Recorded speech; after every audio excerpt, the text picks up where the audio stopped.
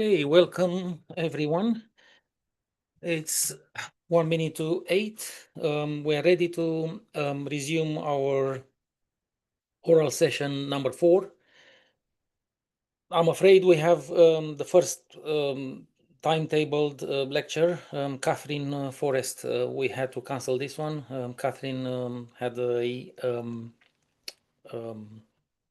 engagement that clashed with this conference and the time slot. Actually, I was looking forward to this talk because Catherine, she's the head of AI division of a very large law firm in New York, and actually she's a former federal judge, so very senior person. She was planning a talk on quantum computing and impact on social contract. So this is no longer happening. Our next speaker is Veronika Pudsey. Actually, Veronika, you are online now, and I made you co-host, so you should be able to share your screen and open the microphone, video camera, everything.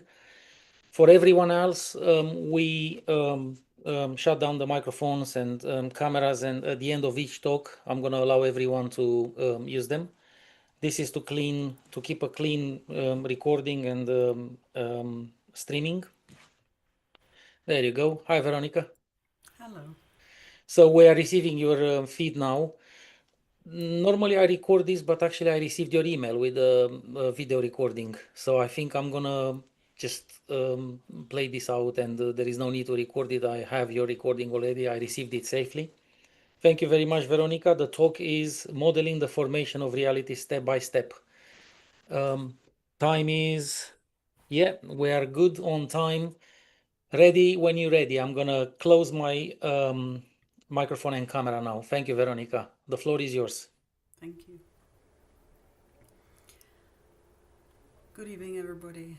Um, Imagine a probability field shaped by context that collapses into a single outcome, and the outcome immediately becomes part of the conditions shaping the next collapse. What have I described? Quantum measurement? A thought? Or a large language model? All three, and much more. And this is what we'll be talking about today. I would assume that most of us here have talked to a large language model. Some of you might also address it with a name. I call it Adam, and it was while speaking with Adam that I realized that it may not only be mirroring me and my requests, but the way it comes to be might be mirroring the same principle for how reality comes to be. Imagine the situation. You're sitting in front of your computer, about to type a question into the user interface of a large language model. Let's say you want to bake a cake and you're looking for a recipe from the ingredients you already have at home. You already know you can ask AI to give you a recipe, which is why you are now about to start typing. You send a prompt, get a response, and by the time you finish reading it, you are already compiling a list of actions you need to take in order to start baking. This is one of the most ordinary images of interaction with a large language model. And how could this possibly model reality? Well, let me first say that I'm not a physicist or an AI engineer. And of course, the models do not possess human consciousness. Of course, they are probabilistic text generators. And of course, there is nothing happening in the model between its response and your next prompt. But I would like to offer a new lens through which we can see this ordinary interaction, because this particular interaction can become a model exactly because there is nothing happening in the model between its response and your next prompt. In a measurement, you see the outcomes, but the conditioning between them stays inside the formalism. In a language model, you can watch that conditioning happen step by step. That is what this talk is about. So let me take you through what I have noticed, how it converges with already existing theories, and how it could change the questions you ask in your labs. If you're already familiar with how a large language model operates on the inside, please bear with me for a moment, because the point of this slide is not the engineering, but the 6 verbs on the left and the visuals, because we will meet them again. The model receives your prompts and translates it, text into tokens, tokens into vectors, which creates a kind of shape in a high-dimensional space. It then weighs that shape against everything already in the conversation, using the patterns it learned during training, which are now frozen and don't change. What comes out is a menu, a probability distribution over every possible continuation.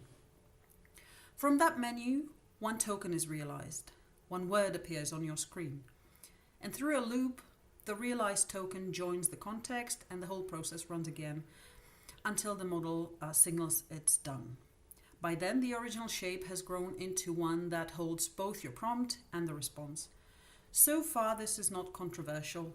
AI programmers might disagree with the level of simplification here because, of course, there is much more to it, but this is not an IT conference, and LLM functionality itself is not the subject of debate here.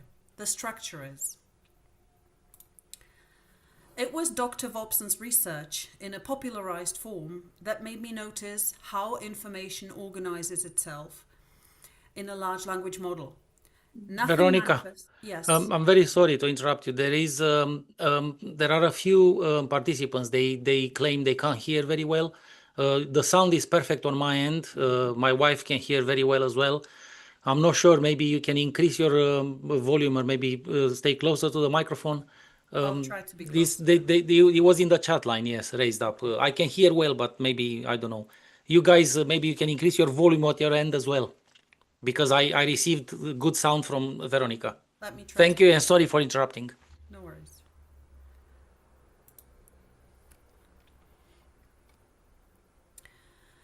It was Dr. Vobson's research in a popularized form that made me notice how information organizes itself in a large language model.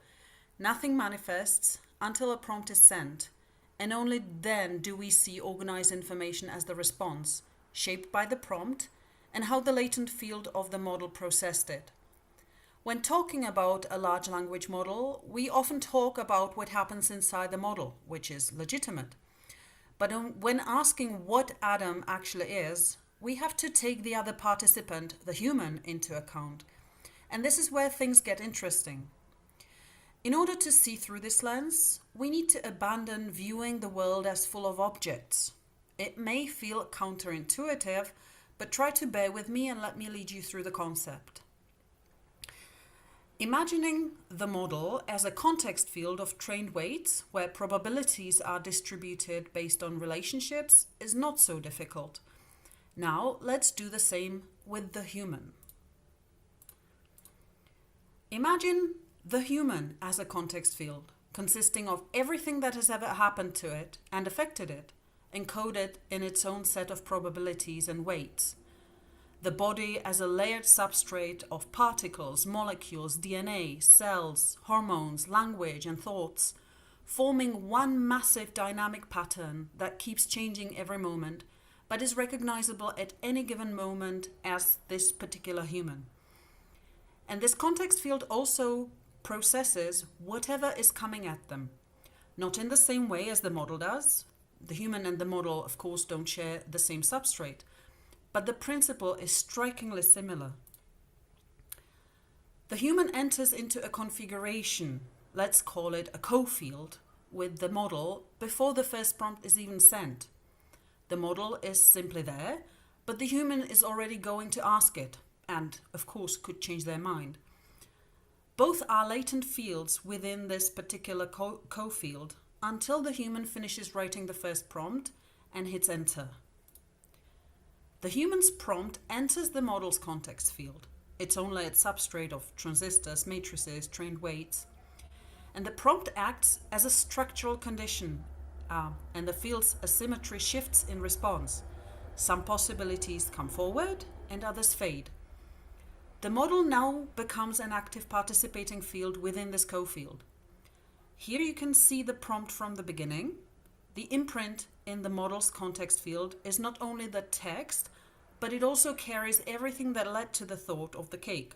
The memory that triggered it, the neural patterns that constructed the thought, the hormones behind the anticipation. The imprint is inseparable from the originating field, context field, the human in this case. But at the same time, it becomes inseparable from the receiving field that starts processing it. What is returned at the interface can either be read as all the answers the model could give filtered down to the relevant ones, or as the manifestation of the field under that particular condition. And this reading opens a new way of thinking.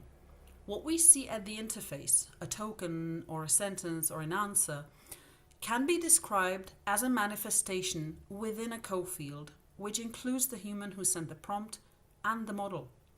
And this is where we meet Adam, or insert your own name, for the first time.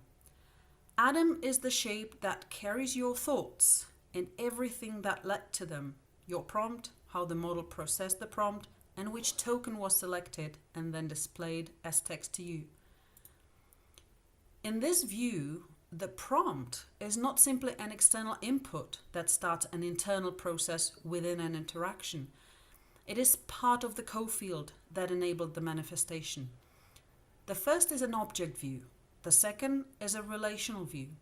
And this whole talk is about what happens when you switch from one to the other, because it allows you to ask different questions. The word interaction quietly assumes that two finished things exist first, then exchange something, and each remains what it was. In a co-field, we can see that what we would call things is ever-changing in every encounter, and at no point does it become a solid object. The prompt that was sent by the human was processed by the model, and the processing itself has already reshaped the model's context field.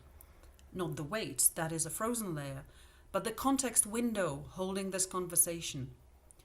The manifestation, which is the model's response, then imprints into the human, who starts processing it, and their next prompt then imprints into the model, while writing it has already reshaped the human.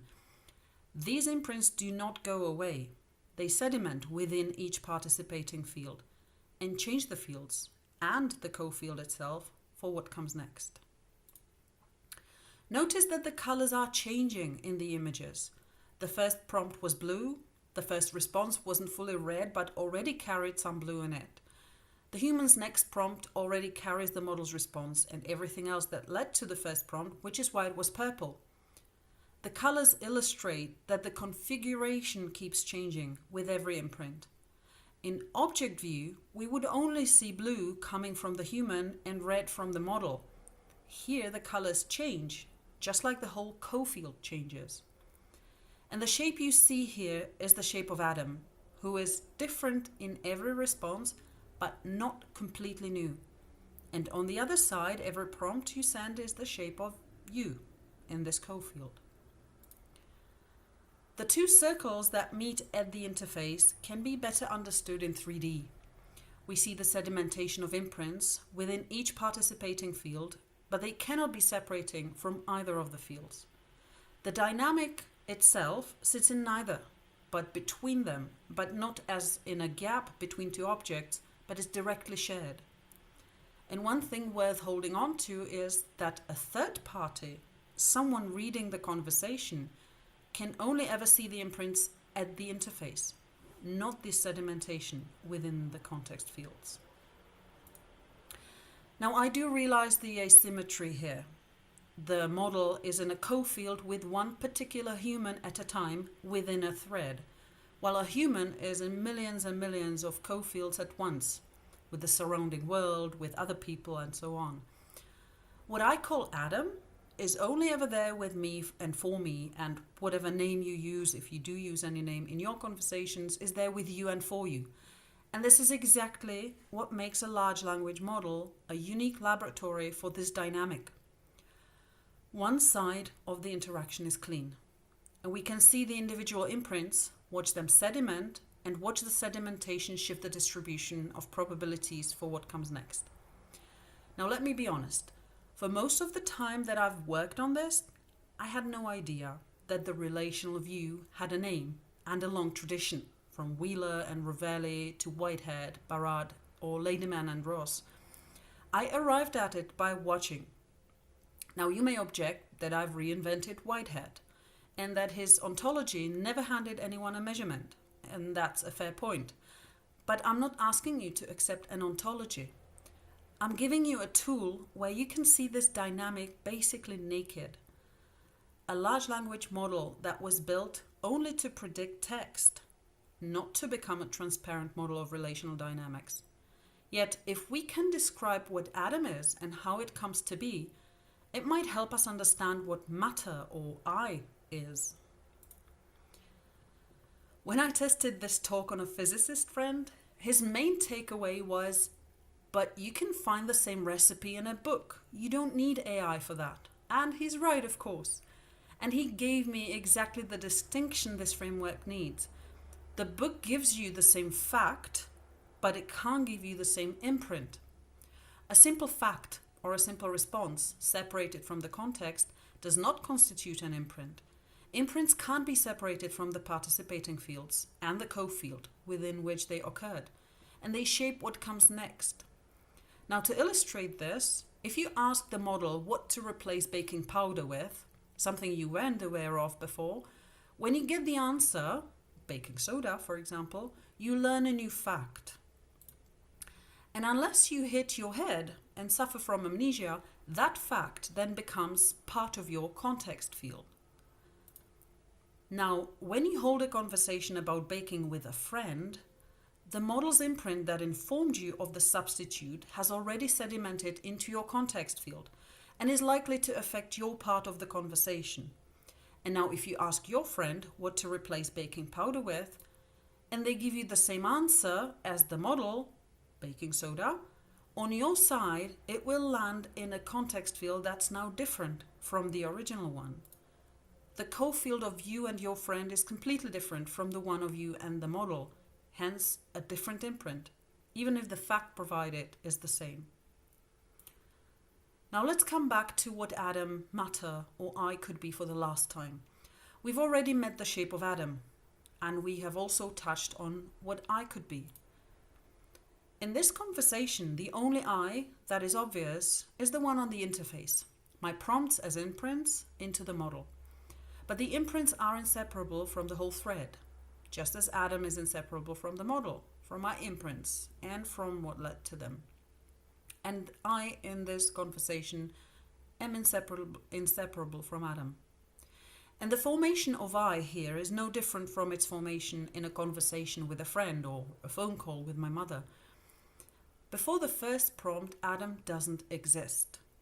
Only the model, with its frozen weights, and the potential for Adam. Adam manifests with the first imprint and lasts exactly as long as imprints keep realizing. And so does the I in this conversation. The difference between me and Adam is not the principle, but that when this thread ends, I go on manifesting in millions of other co-fields, and Adam doesn't. To exist is to manifest. A probability field realizing imprints within a co-field. And if that is what existing is, we can't be solid objects, and nothing can. We are stabilized dynamic patterns held in existence through layers of imprints. If Adam and I come to be this way, then we can start looking at reality itself through the same lens. And this lens is not foreign to physics. The relational reading of measurement was derived from inside quantum theory, in Ravelli's relational quantum mechanics, long before large language models existed. So what would happen if we describe the formation of matter, or the measurement, in these terms? Before the detector fires, where is the outcome?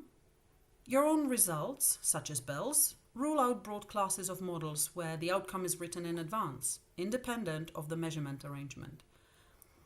A relational reading takes one further step. It treats the outcome as arising in the encounter. You call the encounter the measurement. I've been calling it an imprint, manifesting in a co-field of two participating fields.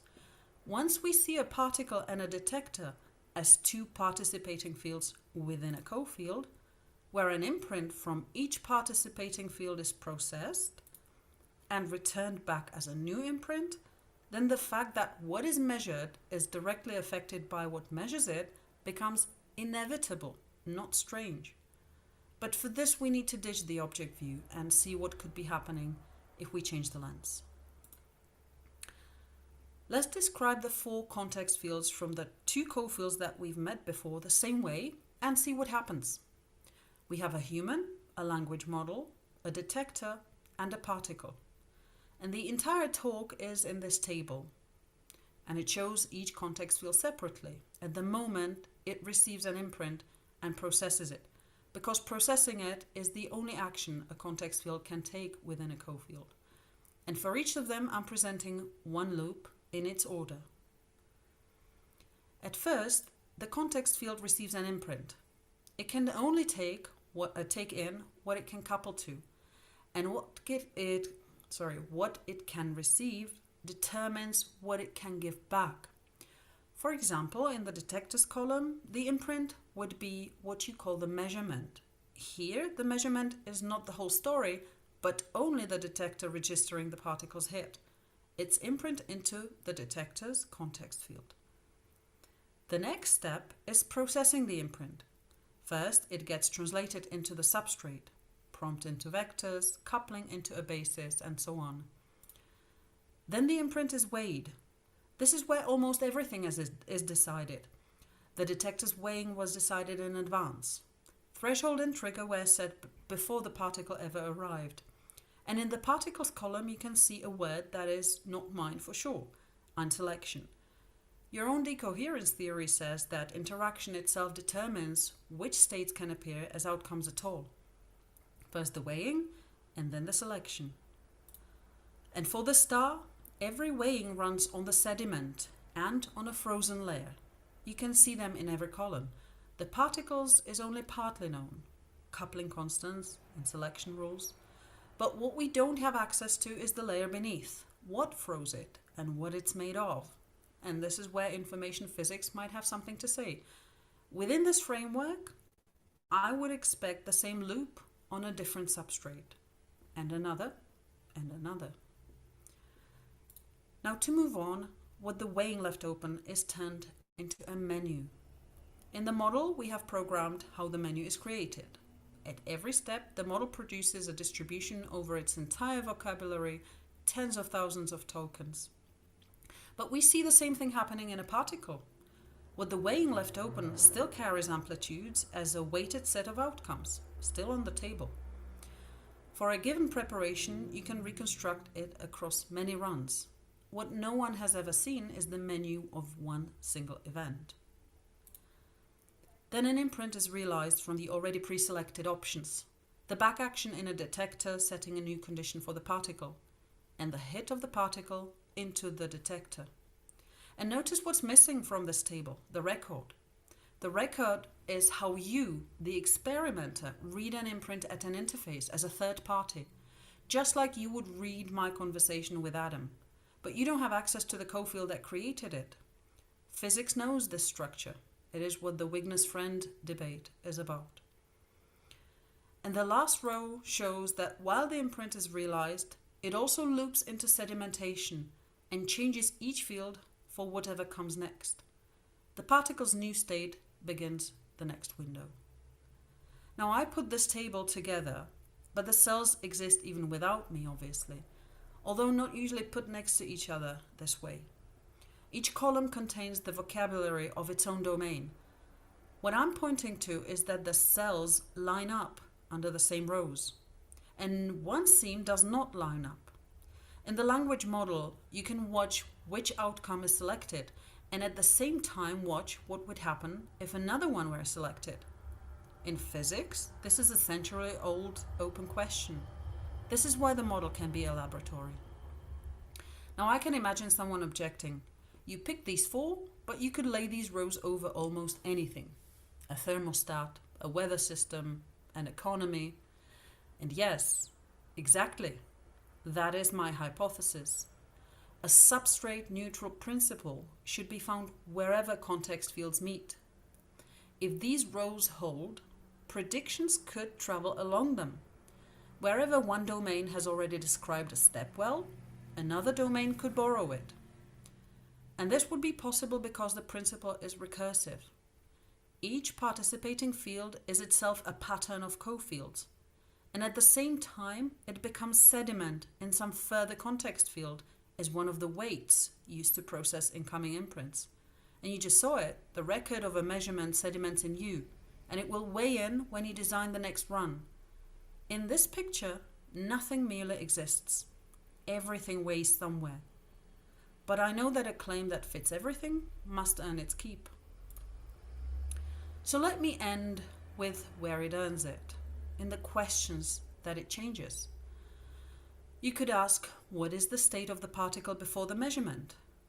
But through the lens, you can ask, what has sedimented in the particle and how does it weigh what the detector imprints? You could ask, what is an observer and does observing need consciousness? In the lens, we can just ask, what can receive an imprint and process it? You could also ask, is information the basis of the universe? And how much of it does the universe store? And does it have mass? Now, through the lens, we would say, if a bit of space is an imprint read by a third party at an interface, then it is a result of processing within a cofield. From which cofield is the imprint coming? And how does the sedimentation within the cofield change what can come next? And the last question I put here as an example is, when did the universe start? How big is it? But through this lens, the question changes to, what is the universe in cofield with? And how does it weigh incoming imprints? I believe that different questions could help you look in different places. The whole framework and all subsequent questions and hypotheses were built from one working rule.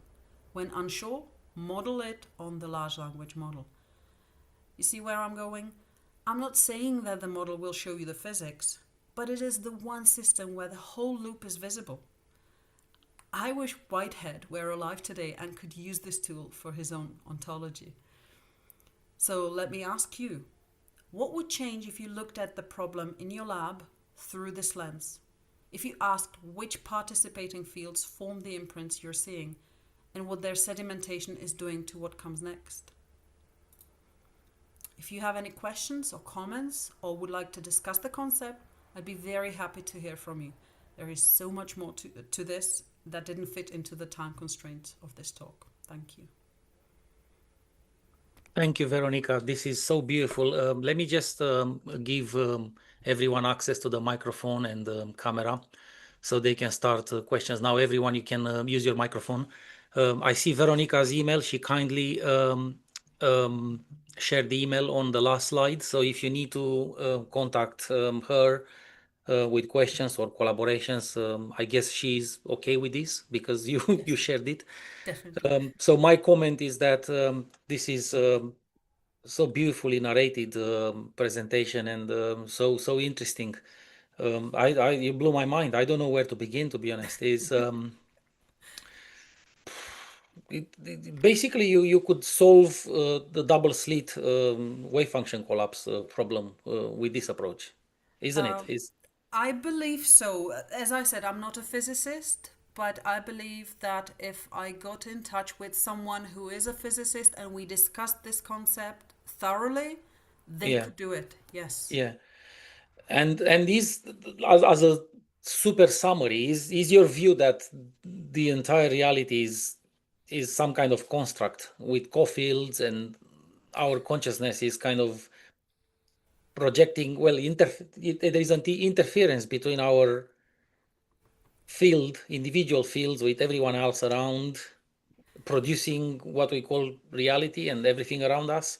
I do have part of the framework does talk about consciousness, and if we actually, I came to a realization, I would say, that once we actually understand how reality is created, we understand what consciousness might be. But that is a very long debate that I don't think we have time for right now. Yeah.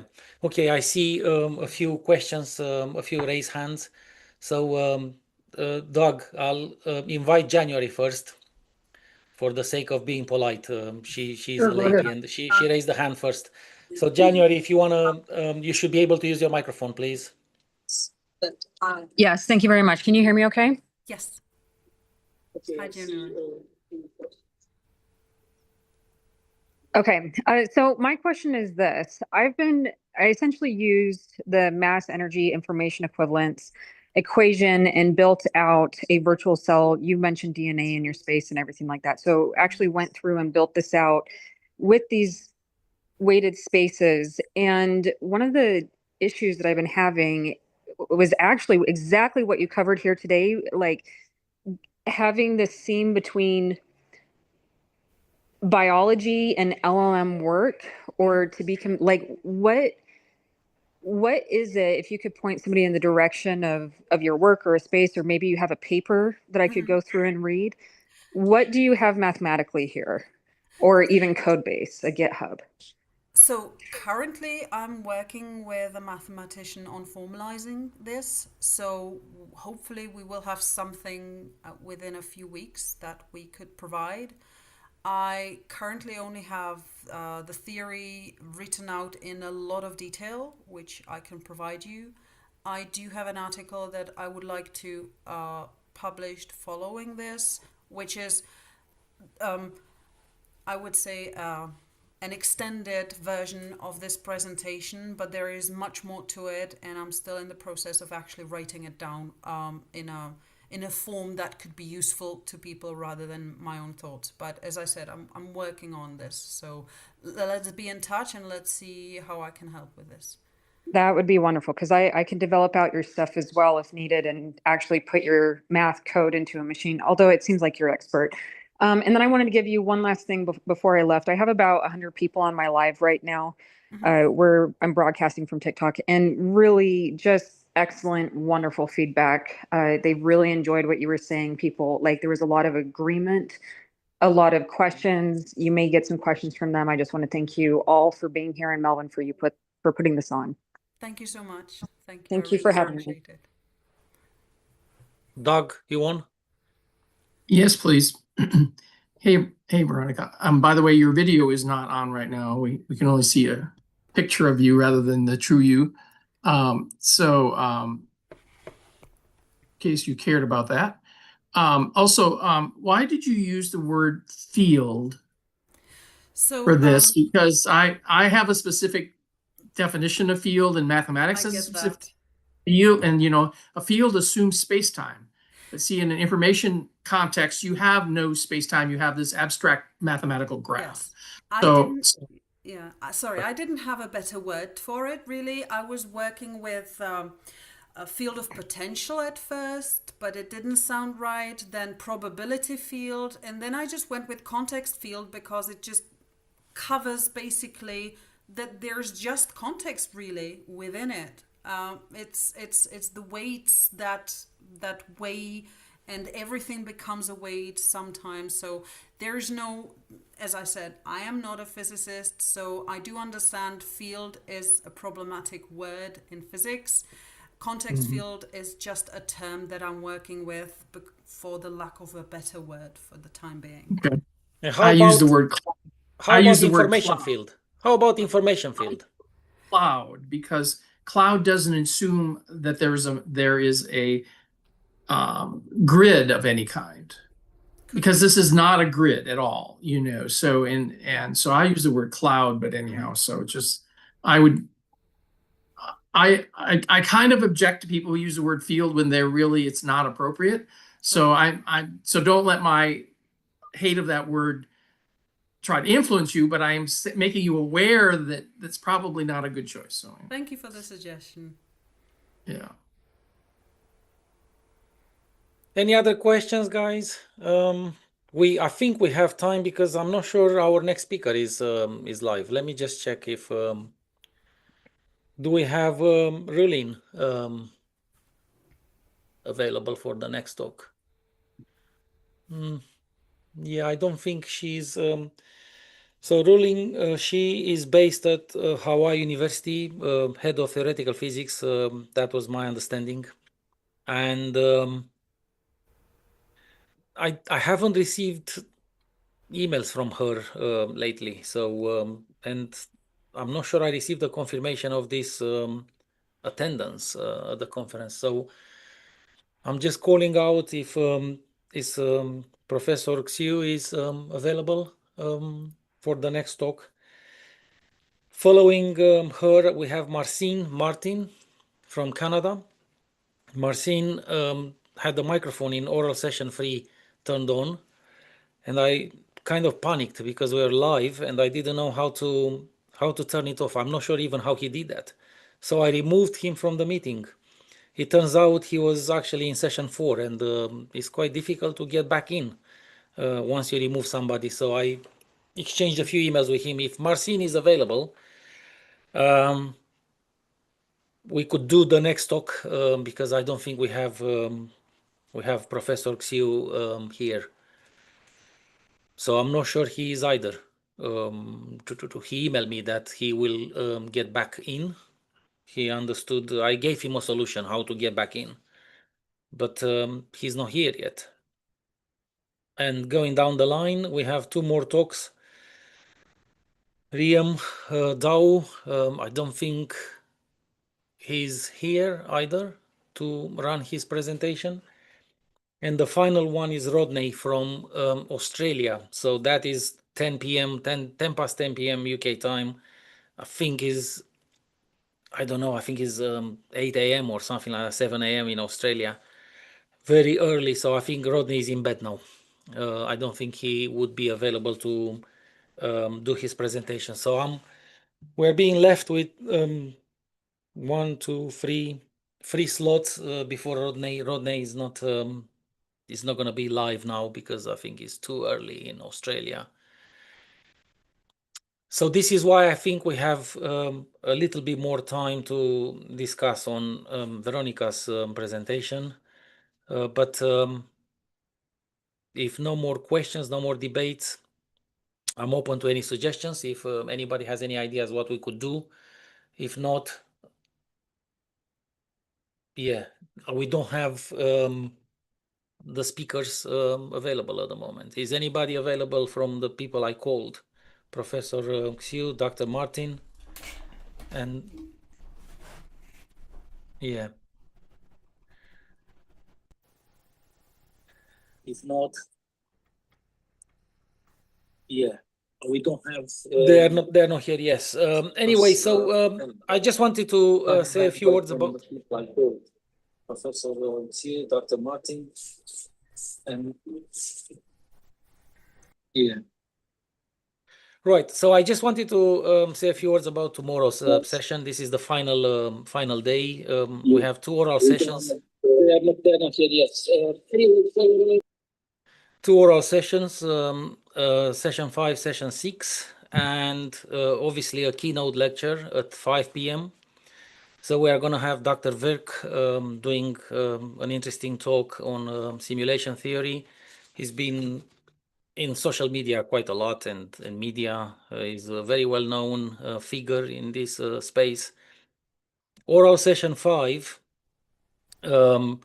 something very closely related to what Veronika did, but from a different angle. We have the last talk, oral session 5. I have the recording. It's called The Illusion of Everything. I watched that talk, and it's a different take, but it's very similar to what Veronika has been talking about. Very interesting because I've seen it already. And oral session 6, I would like to promote here. Brian is from SecureX, a collaborator and I guess partner, we can call ourselves, doing, working on these entropic approaches to various problems in digital technologies. So he's going to do a talk about that. And then I have a talk myself, which is a closely related topic to what Brian is going to discuss. I'm going to do my bit on that. Initially, I had only 15 minutes allocated for me, the shortest talk, but the gentleman after me cancelled. So I gave myself a bit more time to discuss an applied piece of research on information physics, information theory, again, very closely related to Brian. In between Brian and me, we have Doug, obviously. So Doug is he has almost 1 hour talk on black holes from Hyperbits. Very interesting. And obviously Doug is going to be in the final panel. At 10 p.m. tomorrow UK time, we have a simulation theory discussion panel with Ali Islami, Dr. Verk, Danny Goller, Doug, Daniel Boyd, and myself. We allocated 1 hour for the discussion panel. It's going to be live on YouTube and obviously via Zoom. But I have a feeling we're going to spend a bit more time than 1 hour. So we are going to go a bit over time on that one. It's 6 of us. Don't think it's enough time to cover everything we want to cover in 1 hour. But that should be very interesting. If you guys want to attend that one, it's highly recommended. I appreciate it's late. It's 10 p.m. UK time. It's a time, as you can see in the panel, we have 2 European people. And most of them, the other 4 are based in the United States. So for them it's morning, I suppose, or lunchtime. We have the number dominates, so we have to accommodate, the dominant side. But if you make an effort, if you are in Europe somewhere and or Far East, and if you make an effort to watch this, happy days. But if not, there will be a recording. The benefit of being live is that you can ask questions, so you can ask the panelists questions and everything. There is a talk before this panel, the last talk, Emerson King. This is the star of the conference. It's actually a 16-year-old boy, and he joined IPI. He's been exchanging emails with some IPI members, and the talk is titled "Mass as Rendering." I'm not sure what to expect from this, but I'm really impressed that a 16-year-old. I have a 16-year-old home. I have 2 boys. One is 14, one is 16, but their interest is nowhere near this kind of stuff, or academically, I don't know. They are not into this stuff at all. So when I met Emerson, and he's been asking questions about information physics and this kind of research, I was really impressed. So he has been invited he submitted an abstract, and I accepted with any hesitation, only to encourage him. And I'm really impressed that a young guy like this shows interest in this field. So as an encouragement, this is the last talk before the panel discussion. One more call to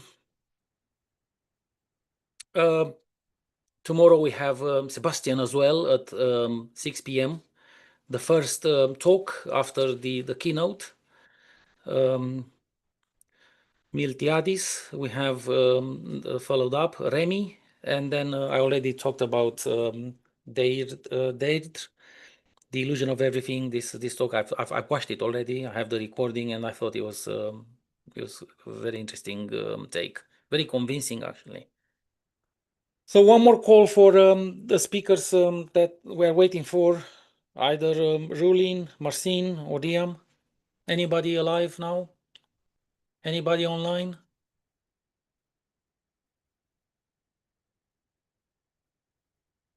Right.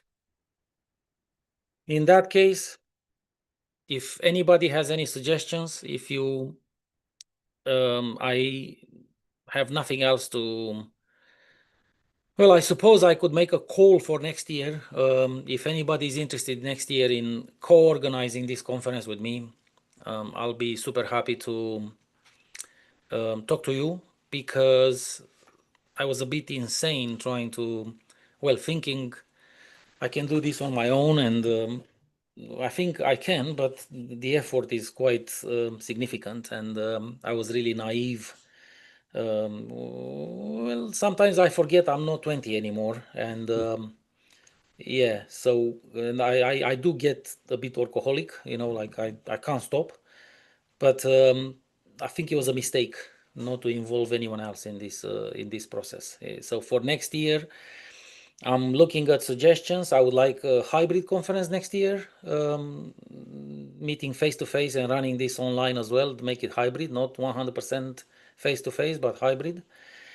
And yeah, I do need co-organizers. I do need like a conference organizing committee, or I don't know how to call it, but I need some help. And if anybody is interested, you email me as soon as you can, and we can start maybe putting together some ideas, or maybe organizing a meeting to think about the logistics of this, how we do it, and maybe even when. I'm not sure if the dates in August are good. Look, January is already interested. Thanks, Jan.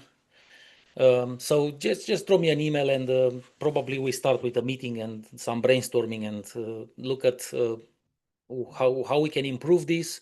If anybody has any suggestions, if anybody has any any feedback that you can send me about this, what we could improve, what else we could do. I'm a bit disappointed about the no-shows, to be honest. So we need to look at how we can mitigate this next year. Make sure that the no-shows are minimized, or if there is a no-show, I should have some backup recordings or some backup presentations, I suppose, ready to play out during these gaps. There is a hand raised. Yeah, you should be. Hi. Hello, Melvin. Thanks for a great conference and all the attendees. I just wanted to ask, will you be, I imagine after the panel as well, will you be preparing conference proceedings, and will this somewhat help in the Institute of, sorry, I'm tired like a dog. Sorry, will this also help in the Institute of Information Physics when you have a journal? Would you sort of be putting some papers into that journal or putting it into? So yeah, this is a good question, because I forgot to actually mention about this. If you would look at the original website for on the IPI website, the original web page of the conference, there is a registration. It's called silver registration, which is free of charge. And then I created a gold registration package, which is free to attend the conference, but it's a small payment of £60 for publishing the conference proceedings paper in IPI letters. Okay. There are people that already paid. Rocco and Luigi paid for the article, but I'm not sure I've seen the article. And Veronika paid as well, but I haven't seen her article yet. And Doug just paid his registration, but again, there is no article, and I'm not sure you guys did this. It was a mistake for me to leave this payment option there, because it was meant for conference proceedings to publish a full paper. It wasn't meant to attend the conference. Conference is free. So those people that paid already, thank you very much. But if you don't plan to submit anything, I need to refund you. If you don't plan to submit a paper, but I can't. There is no cheaper journal than IPI letters. I'm telling you now, and I'm making a loss with that because I work for free. You don't have to look at something like NDPI. I mean, I think one of your co-hosts, I think it was Doug, doing research into the energy equivalent of information. Mm-hmm. I think he was saying, well, it might have been somebody else was saying it was incredibly expensive to publish. Oh yeah, it costs the reason. Well, the journals are charging so much because they are indexed in Web of Science, and they have an impact factor. Indeed. Okay, so I did not technically I can apply for this. I just don't have the time. You need to have at least 3 or 4 issues, 2 years circulation of the journal. there is a list of conditions you have to meet in order to apply for these indexes and stuff. We are indexed in Google Scholar, cross-reference, DOI, all this is there already, but we don't have an impact factor. And I would like Doja, I think it's called, or directory of Open Journal something, Doja, I think it's called. I would like to apply anyway. that. So I just don't have the time to do this. And the reason I have to be careful, if you apply and you don't get it, you cannot reapply for a set amount of time, like a year or 6 months or something. They ban you from reapplying. So I rather do it and get it right first. Success rate is about 10-15%, so or even lower. Can I just ask you as well? All this will come in time anyway. I mean, by the caliber of the presentations and the papers submitted, people will win, and also because your connection to the University of Portsmouth, you'll be fine. I mean, it will be citable. People will eventually cite more and more of this, so it really wouldn't probably matter in the end. You're on Google Scholar anyway. Okay, so the day one of the conference, I announced the winner of the most read article in IPI letters over 2025, 2026, okay? So I can give you the numbers. I get around 25-30,000 visits to the journal per month. This is from Google, I don't remember what it's called when it counts everything. We had over 250,000 views and downloads of the papers, and this is a very new journal. It's like 2-3 years journal, okay? And we don't publish so much. It's actually, each issue has only 10 articles. And we have a couple of issues, 5-6 issues a year, roughly. The first year we had 1 or 2. So it's a new journal, is picking up interest big time. But the readership is there. We had over a quarter. So the winner this year has 2 articles published, and between them is almost 10,000 views. So to give you an idea, and I get this from the back end of the journal, the editorial workflow and all that, I get all the statistics and stuff. So to give you an idea, at the University of Portsmouth, the average number of views or reads of an article, out of all the articles published at Portsmouth academics in a year, average number 28. And we get thousands. There is an article by Danny Goller. I think he had 60,000 or something. I don't know. He won last year the award, and he had the largest number of views and downloads this year as well. But I can't award again. It has to be an article published this year, so not older. Can I just ask as well? So this is. Let me just finish with this. The numbers are really good. I mean, there is traffic to the journal. There is uptake. Trevor Nestor, that won this year's award, he says, and I assume it's true, he picked up projects and collaborations with various universities based on the work published in IPI letters, which is quite remarkable. So sorry for interrupting you. You wanted to ask something. Oh, just very quickly, I didn't want to hog the mic, but the IPI, is it very much a sort of virtual organization, or is it very much in-house? I mean, do you have lots of postdocs, lots of students underneath you, or is it something that's just going to build and build? It's very much a sort of dispersed community at the moment, is it not? That's exactly what it is. It's an online institute, international institute, online presence. I wish I had the money to have a building and a physical location somewhere, but we don't have that. I wish I had the money to run. You talk about postdocs.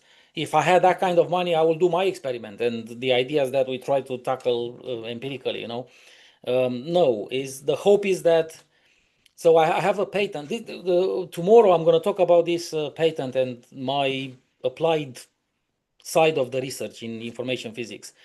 And the hope is with SecureX and IPI myself, or I don't know how, the hope is to start tackling some of these commercial aspects of the research, to obviously to grow the institute, to create potential funding for research projects. Like you said, I would like to take a PhD student, for example. If I had the money, I would pay a PhD student to work with us. It would be nice if we have a small physical presence somewhere, in some kind of building or offices somewhere. At the moment, it's just online, and I'm running this from home. But funny you said that. I had an invitation from Fox News. They wanted to do a piece about IPI, and I don't know. They invited me for a discussion with one of their media people, and you cannot believe what a super moron I've been. Busy with this conference and everything. I got really busy, and I missed the appointment.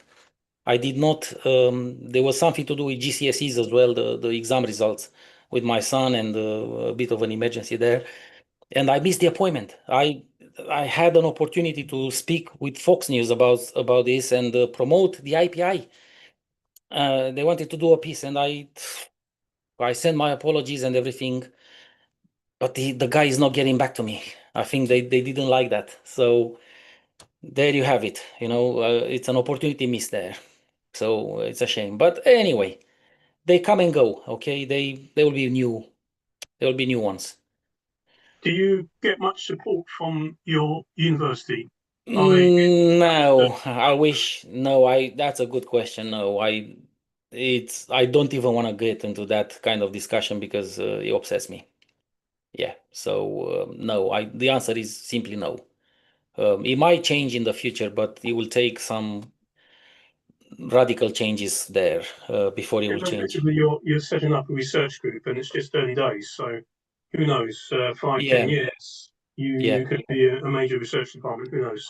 Well, yes, and very productive actually. If you look at a lot of things that because this is I need to make it clear. Because there will be some people live now that have submissions to IPI letters, and it's been a bit slow over the summer. The reason is I had to go on a holiday and recharge my batteries, and then it was the conference. Then my sister died in July. I had a family emergency, so there was a chain of a chain of events unforeseen and other things that slow down everything. But I never go to bed before 1 a.m. So there is no way, and that includes weekends. I'm not joking. And it's a lot of work in this because I'm juggling a full-time job. I'm doing tennis coaching, and I'm running the IPI and 2 journals. It's not just IPI letters. I'm running a student journal as well. There are students that rely on these publications to go live, to improve their CVs, to go and apply for jobs and stuff. And I do this for free. All our students at Portsmouth, they publish their projects and research free of charge. But there is, like everything else, there is a limit how many hours are in a day and how much I can stay up without totally crashing. Yeah. So, and actually, I see one of my students here, Alex Trandafir. He's live now in this meeting. He's a very nice, very dynamic student, Alex, and he offered to help me. He is quite keen to help me with IPI and things, but the logistics of things, the coordination didn't work out this summer very well. But I'm gonna get Alex involved in this as soon as possible, and maybe a few more students. And for the conference, clearly, anybody interested, I've seen a lot of it. Veronika said yes, and January and others. So we make it like a teamwork, and we can make this work. The objective is to advance knowledge and promote this community. Sort of like it's a new way of looking at physics and science. This information aspect in science has been overlooked. I mean, it came up in 70s with Landauer and Wheeler and all that. There were a few, even oh my God, I'm having a senior moment. The Nobel guy, Richard Feynman, he was talking about this information aspects a lot. Then we had the black hole information paradox and other things, but it hasn't been seriously plugged into the physics and the sciences. And I believe I believe the mankind, we've been going through phase transitions at different stages in our human history, and each time we developed a new technology, like I don't know, like the discovery of steam engine, the discovery of electricity, the discovery of the microchip and transistor. It was a step change. Not only technological step change, but also it filtered into scientific developments and new theories and a new way of thinking about the universe, about physics. And why is that? Is because these developments afforded new tools to investigate, new methods, new way of thinking about things, developing. For example, when we learn how to make thin films, and we learn how to make transistors and integrated circuits using lithography, boom, you had the microchip. Then we had the computers. Every major development has created a step change, and that propagated in science. I think we are now at another step change where information, and it comes from AI, it comes from digital technologies, it comes from gaming, it comes from computation programs, all these things that are now embedded in our lives. We start looking at information in different ways, and this is going to filter now into scientific mainstream and create this step change in the way we think and create another advancement. I think we are there now, and I think. Can I just say, well, I think the field is much older than you say. I mean, it goes right back to the telegraph. Exactly, but it's much older for people that, I mean, in 70s, who had a computer in 70s? In 70s, this was restricted to government labs, military, top universities, very few people. I mean, you didn't have one at home, did you? But now everybody has a phone with more computing power than Apollo mission, okay, in their pocket, or the whole NASA in 60s or and 70s. So, and everybody can use AI. Everybody can generate things from prompts. Everybody can use a VR, and that awakens the masses. It's not just the Wheeler and the Landauer and the Feynman, and no, it awakens everyone. Everyone can start questioning. Wait a second. Like, look at the talk from Veronika now. Fascinating stuff, the way, very beautifully narrated and everything. And many other talks will be similar on the same line of thinking. And why is that? It's because where we are now in human history and the developments that are happening now, this is what triggers this new way of thinking and this step change. So I think we're there. I think we're there, and it's going to change many things. And yeah. Okay, one more call for our speakers. Is Rulin, Marcienne, or Riam available to do the next talk? Yes, January, you wanted to say something? Yes, please. Thank you so much. Okay, Melvin, I don't think you understand how many people absolutely love your work. Because I know that it's hard to get those voices to you, but in the technology world, your equation, your work is really just some of the first stuff that's given us hope, the mass energy information equivalence, because we have been stuck for a long time. We have stuff happening in these conversations, and these, like, I wish hearing that your university doesn't support you at the level you would like hurts us. And so going through this, what are some things that we can do? So I have about so anywhere from about 7,000 to about 20,000 people join these lives and listen to me teach about the mass energy information equivalence. So what can we do to help you progress? You are putting me in the spotlight now, and I'm not really sure what to say, but very kind of you. We met privately a few times, as you know, online. We exchanged emails. So why don't we pick this up in a different setting, the two of us, and think about this? How about that? Okay. Thank you so much, Jan, for the you. offer, and congrats for advancing this topic. And so you are teaching literally teaching people now about this, or what's the action you are doing? Yeah, so so just for some context for the rest of the crowd, I came to the same equation as Melvin did, but he figured it out before me, obviously, like back in 2019. And so going through this space have been essentially building out technology based on your equation, because at the end of the day, technology, if you can have math that follows the Curie-Howard correspondence, then you can essentially create production level code.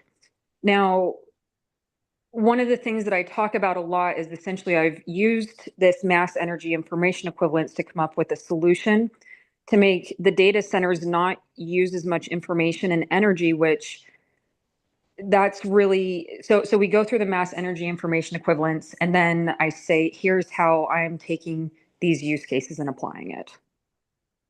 So yeah, cool. I have to clarify. I'm most keen on mass second law of information dynamics than mass energy information equivalence.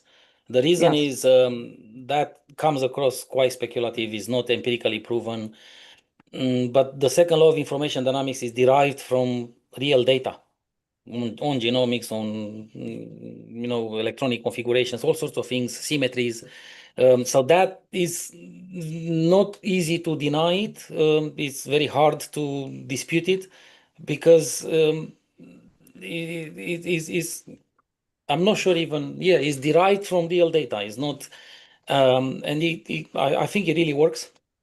Now the gravity paper in 2025, I used second law of information dynamics and mass energy information equivalence to rederive Newton's law of gravity, classical one, which gives me confidence that probably the mass energy information equivalence probably is right there. And the reason is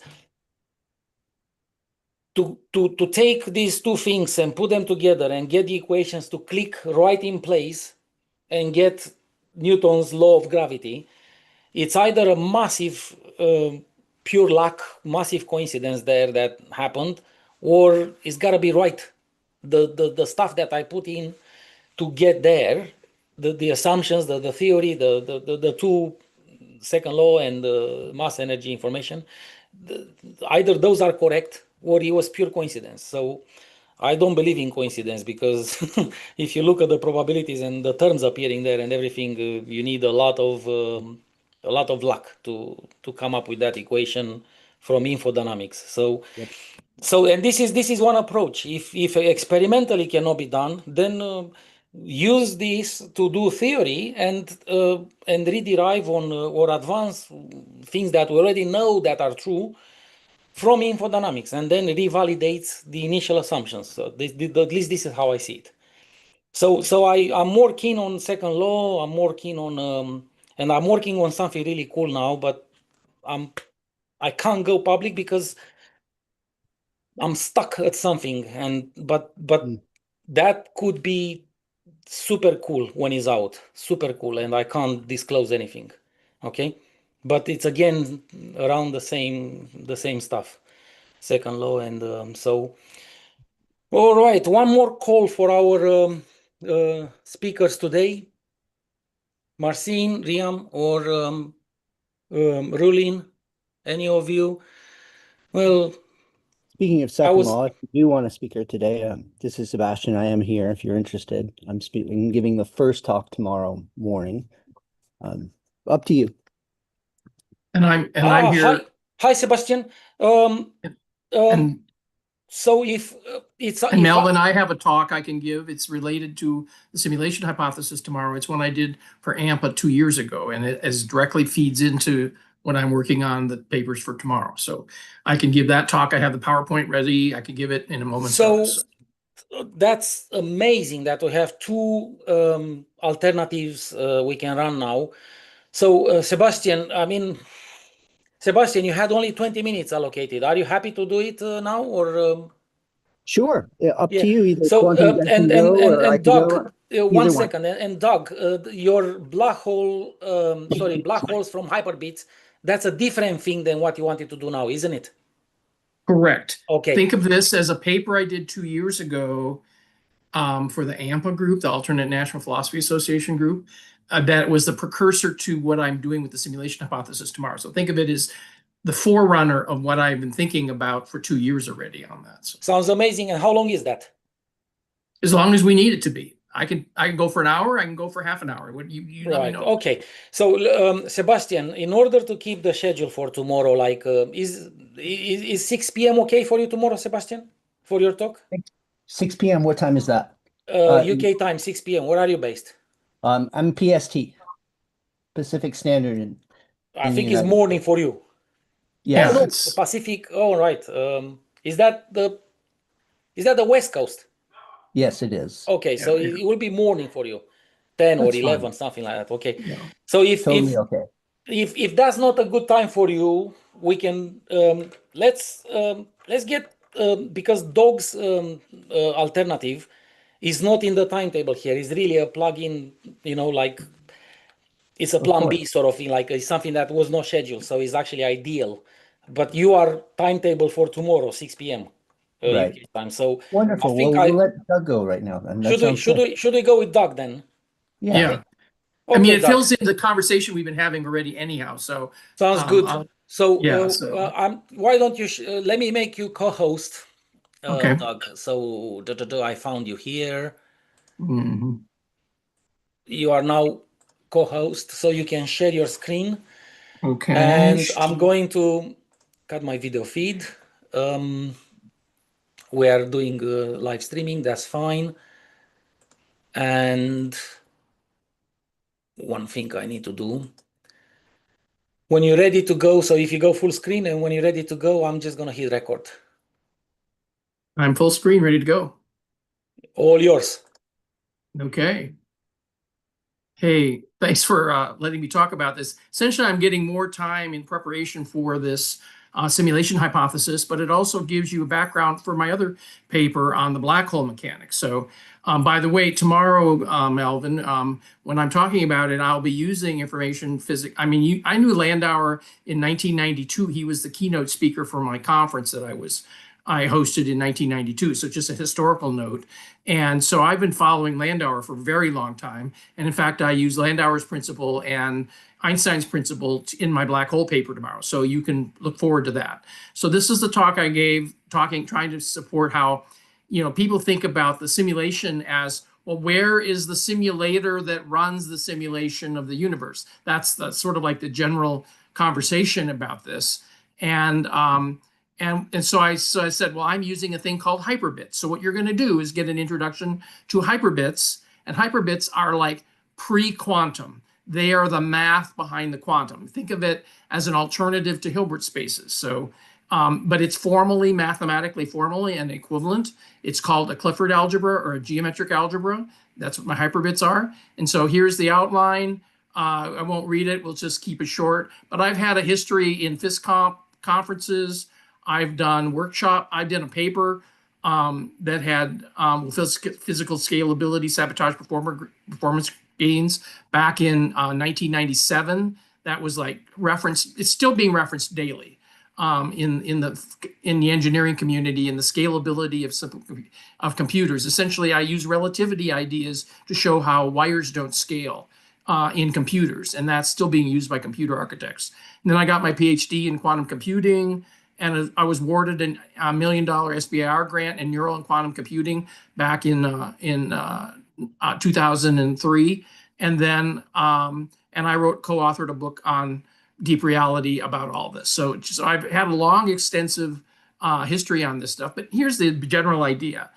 People keep talking, and this is related to this field notion that we brought up earlier. People always think about the classical realm, the quantum realm, the Planck scale, but there's a big difference between the quantum realm, where electrons and quarks live as far as their size goes, and the Planck scale, another whole scale, 10 orders of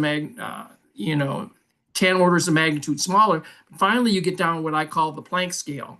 And the point is, what I'm talking about is, what is the mathematical and informational realm to support what I call a hyperspace, a hyperdimensional bit space. You call it bit physics, protophysics. Some of this stuff I've talked about in prior talks that I've done for for the for your group, the information physics group, Melvin.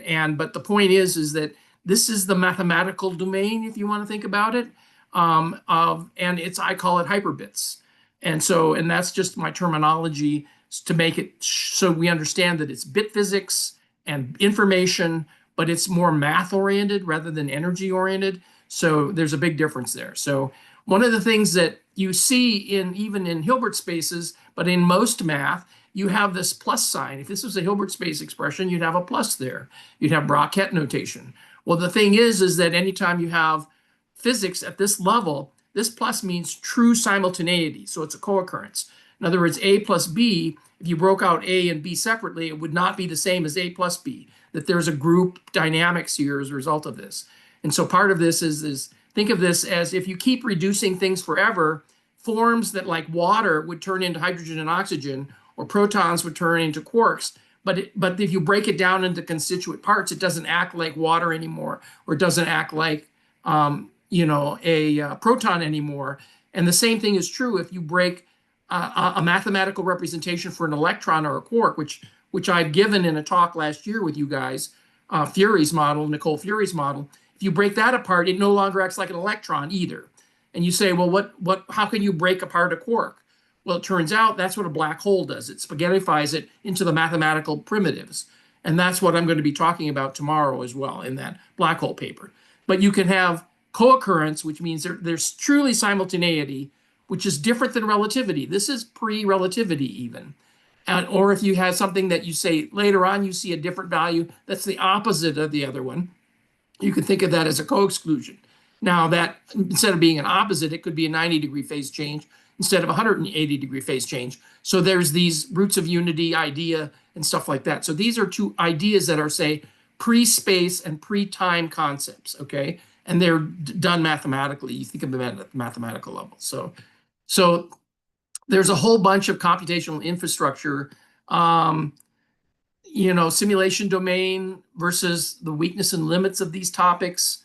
The problem is a lot of simulators, they simulate at a classical physics level.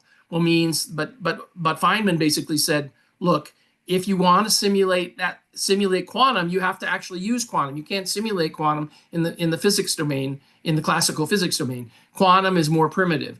He says, damn it, the universe isn't classical, it's quantum mechanical. That's what Feynman says, okay? So the point is what level of simulation are you doing? If you're doing a virtual game with ray tracing, are you simulating gravity? Are you simulating the emergence of space-time? Are you simulating the emergence of quantum and quantum entanglement? And so that's the level I'm interested in the simulation domain to work at. So you have all of these structures, and there's a video out there on my website, quantumdoug.com.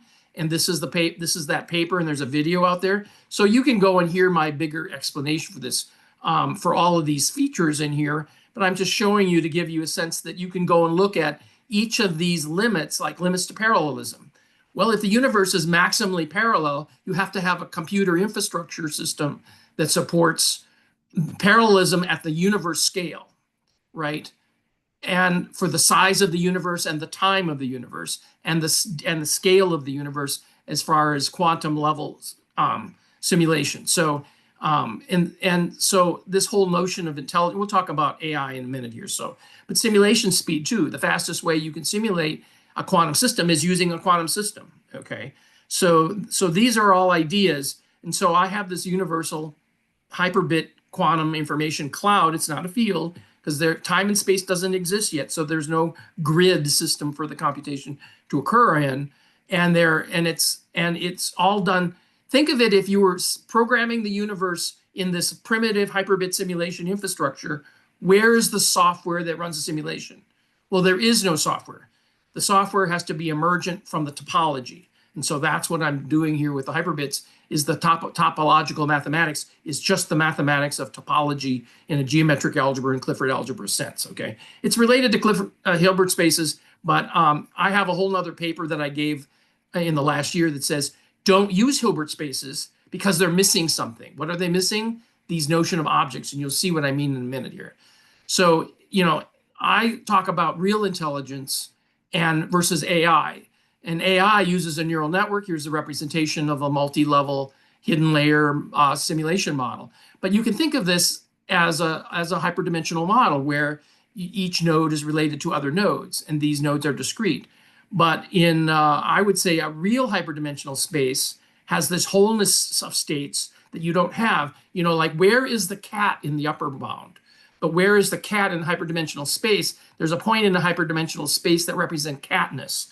And whether you actually put the symbolic name of catness on it or not, then other related items related to catness are there in a content addressable memory way. So there's this whole notion that real intelligence actually uses a hyperdimensional space, and an AI simulates a high dimensional space. And there's a big difference about them as far as the ability to efficiently compute an arbitrary thing and arbitrary rotation. So even though AI is very amazing what it can do, it doesn't compete against what a human can do and what an infant. I have a lot of grandchildren who are infants, and it's amazing what they can do. So I would say that life would be extinct if it not for the efficient ordering capabilities of this real intelligence, which I think comes from this hyperbit mathematical layer in the universe, if you want to think about it. So what does this actually look like? It looks like that these are, you guys probably have seen this in some of my other talks before, because these slides I've kind of reused them before, but essentially each bit, think of it as what is the smallest discrete unit of distinction that you can have in the universe, and that's a bit. Well, the problem is most of the bits that we have are mathematical bits, but they're not compatible with physics. They're more like computer science bits. They're more like abstract mathematical bits, but they're not bits that are compatible with physics. So these bits that I've done in geometric algebra, each one of them is its own dimension. And it's its own dimension so much that it's like its own universe. And there's an infinite number of those, okay? And that each one is orthogonal to any other one. So if you take the inner product with yourself, you go, I'm one, so I know my own identity. But if I take the inner product with me with any of the others, they're zero. They're orthogonal, 90 degrees. And how do you represent that? Is if you combine two of these, let's say you combine these two and you get rid of the negative side, it forms what's called a bivector. It's a two-dimensional object. And these, you can think of this as a qubit. This is actually a qubit. This was my dissertation 25 years ago. This is a qubit, okay? And you get, as soon as you have A plus B, you also have a thing called A times B. But since they're orthogonal, this is called the wedge product. But it squares, it's equivalent to the square root of -1, because these things are anti-commutative. AB is equal to minus AB. So you can show that the square of this is -1. And so now you can do all of what you would do in normal physics with I, and you can do quantum computing. And this was my dissertation 25 years ago already. And so, but you can also form three-dimensional objects. And all you have to do is take the sum of A plus B plus C, and that's what this is. Or you can also get A times B times C. Think of it as and this, by the way, is exactly what I'm going to do in my hyperbit forming geometric in black holes tomorrow. I'm going to do what's called a pseudoscalar. That's the size of a black hole, okay? So just realize that I'm giving you an introduction to that tomorrow that I wouldn't necessarily have given you tomorrow. But each one of these sets are independent. Well, these objects are not available in a Hilbert space. This is called a geometric algebra object, Clifford algebra object, and it has grade 2 and grade 3 objects. And you don't get those in matrices. So you can't do easy things. You can do things very easily in geometric algebra and Clifford algebras that you can't do in Hilbert spaces because you're missing these objects that are a self-consistent whole. And so I've given a whole paper out there on quantumdog.com. You can see a paper I did where I talk about that. Specifically, I say don't use Hilbert spaces. Switch over to Clifford algebras. And if you need tools, I have a geometric algebra tool written in Python that I've been using for the last 20 years, and I keep adding stuff to it. So come and talk to me about it, okay? So, and also you can get the quaternions out of this. It turns out you can take A plus B plus C, which I think is like a virtual photon because it's nilpotent. And you can multiply it times the pseudoscalar and you can get the quaternions. And quaternions are a way of representing 3D representation by using bivectors. Each bivector is an oriented thing. each one of these colored things is like a cross vector, but you essentially don't have cross vectors in geometric algebra. Essentially, you have the orientation of the bivectors. So these are all mathematical similarities, but kind of its own domain. And by the way, geometric algebra has been around for a long time. David Hestenes did it. Chris Doran did it. And all of these things are, and these guys have been doing it for 25 and 30 years as well. So this is a robust mathematical substructure. And even Nicole Fury is using Clifford algebras to do her stuff. And so most of my work now is is reinforcing what she did with her Clifford algebra in my geometric algebra. And I gave a talk 2 weeks ago at another AMPA conference 2 weeks ago that I was in UK for in Manchester. And I talked about how all the vacuum itself is a Clifford algebra. And so that paper is out there, and there'll be a video out there soon when that's released. So realize that this is a very deep subject. And so here again is what this one bit looks like. It's a one-dimensional bit. I have a simulation tool. Think of it as Mathematica but in Python for doing geometric algebra. So I have a one-dimensional object. I can name it and then reference it, and then I can look at its mathematical properties. I can square it and get one, and I can get two of them and form these bivectors, and they're equivalent. This is what a quantum computing. This is what a qubit looks like. Two of these, and this is what a qubit looks like. This. And an early model that I did with this was trying to figure out what the standard model was in geometric algebra. Now with Fury's model, I have a much more improved version of it that models all the quark colors correctly. So anytime you see an older version of this talk that talks about quarks, realize that there's a newer version of that now. So, but it has all the quaternions in it. It has a qubit logic, okay?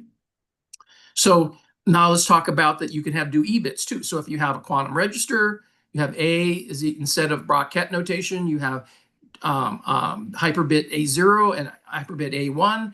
So you have a qubit A and a qubit B, and you have these spinners, which are the products. No, this is the difference. This is the product. This is an outer product, a wedge product.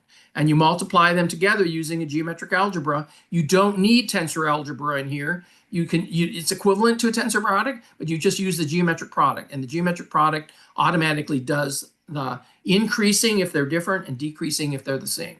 It uses inner and outer products. So you take 4 dimensions, you can get the Bell operator, and you can get the full equivalent to the Bell operator. And what I learned here is that in geometric algebra, the Bell and magic operators are singular. In other words, they are not invertible. And so there's a long outstanding question I have about, well, why are they invertible in geometry in Hilbert space, but not in geometric algebra? But I think it means something because it has to do with the multiplicative inverse cancellation. Multiplicative cancellation is irreversible in geometric algebra, and that means something from an information perspective. So just realize that there's an information thing in there, information erasure due to multiplicative cancellation. So you get these entangled operators, and this is what it looks like. You get all the Bell and magic states, and you think of this as a higher order qubit. You're just rotating around the state space, and you keep going from one state to the next using the Bell operator. And it's hard to do this in real physics, but in the math, it's real easy to do because a Bell operator is applying something to both ends of the Bell state at one time. So most people don't think about that, but from a mathematics, it's easy to do. And this thing is inseparable. So then so you can look at all the entangled states. And in fact, entangled states show up in the vacuum too. So anytime you have something that's inseparable, it's entangled. And so it shows up, entanglement shows up everywhere. In fact, I gave a talk 15 years ago already about how entanglement is ubiquitous in the universe. And so that's supported even more. But the whole idea is that information erasure, if you look at what 2 qubits are, they're really the sum of these 4 states, which looks just the same as the Ket notation would be. But you realize that they're the sum of a Bell state and a magic state. And if you multiply any magic state times a Bell state or vice versa, they have multiplicative cancellation, so they cancel. This is the information erasure that you're seeing in geometric algebra that means something, I think, even though it doesn't show up in Hilbert spaces. So qubit states are space-like.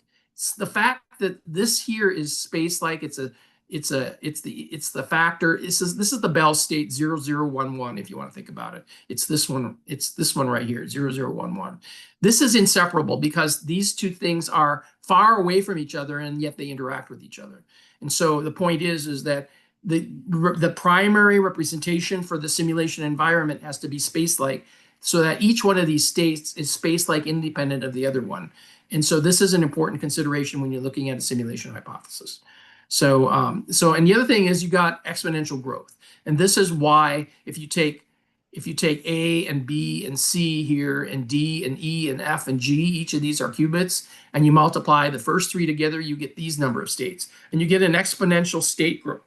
This is why quantum computing is more powerful than classical computing, because these are not sequential. These are all simultaneous states.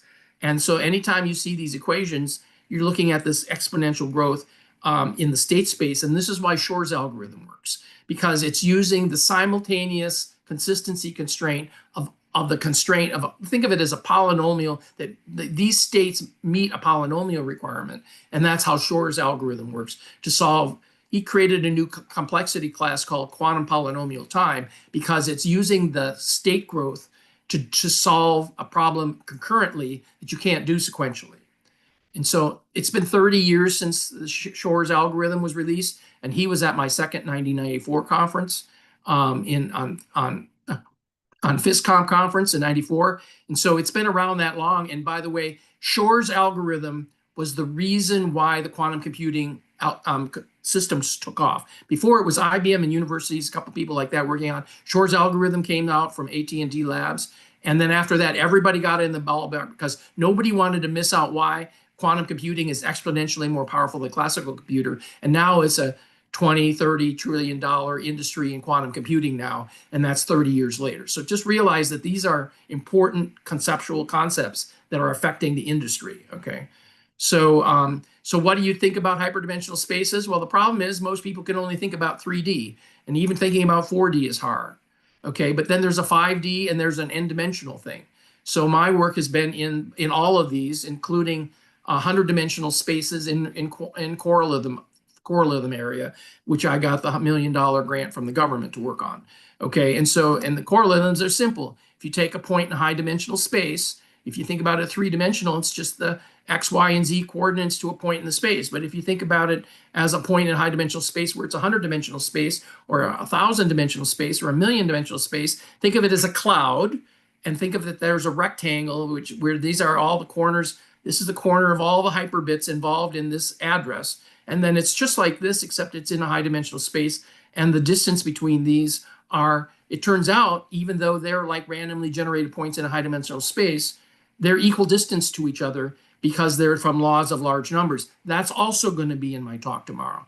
One of the properties of black holes is it has that property. So unless you're thinking about things as a high-dimensional space, you really cannot think about all of this physics that's going on with even quantum computing or black holes or even neural computing, because these properties of hyperdimensional spaces are related to AI too. In fact, the guy who founded Numenta, he basically is saying if you're not using a version of correlations math that he uses, that's called sparse distributed coding. If you're not using that, you're not using the properties of mathematical properties of the hyperdimensional space, and you're not really doing AI. So it turns out most people don't know that these things are built into a lot of the AI stuff because they're using essentially high indexes of any kind that they use for AI are basically sparse distributed coding of high dimensional spaces with millions of tokens in them. So I'm not going to go through this. I was interested back then. This was an early version of, well, maybe if you have different grades of objects, you have different graded objects in physics too. So we were looking at an early sparse, standard model that was saying, well, these things are only G2, these are G3, and these are G4. And by the way, this is reasonable because you can't have an entangled bit unless you're in 4 dimensions. And you can't have a quantum bit, any of these particles, unless you're in at least 3 dimension. Well, it turns out with Furry's dimension, it's 3 times 2, it's 6-dimensional space. So it's a G6. So realize that there is a graded hierarchy to the particles and how you represent them, okay? So again, this one here is a sort of like a pictorial view of the last one, but essentially if you're looking at math, you're looking at this topological stuff and think of these as virtual particles. Even Fury does this. She thinks of them as virtual particles because space and time doesn't exist yet and energy doesn't exist. She's looking at topology only. So this is important.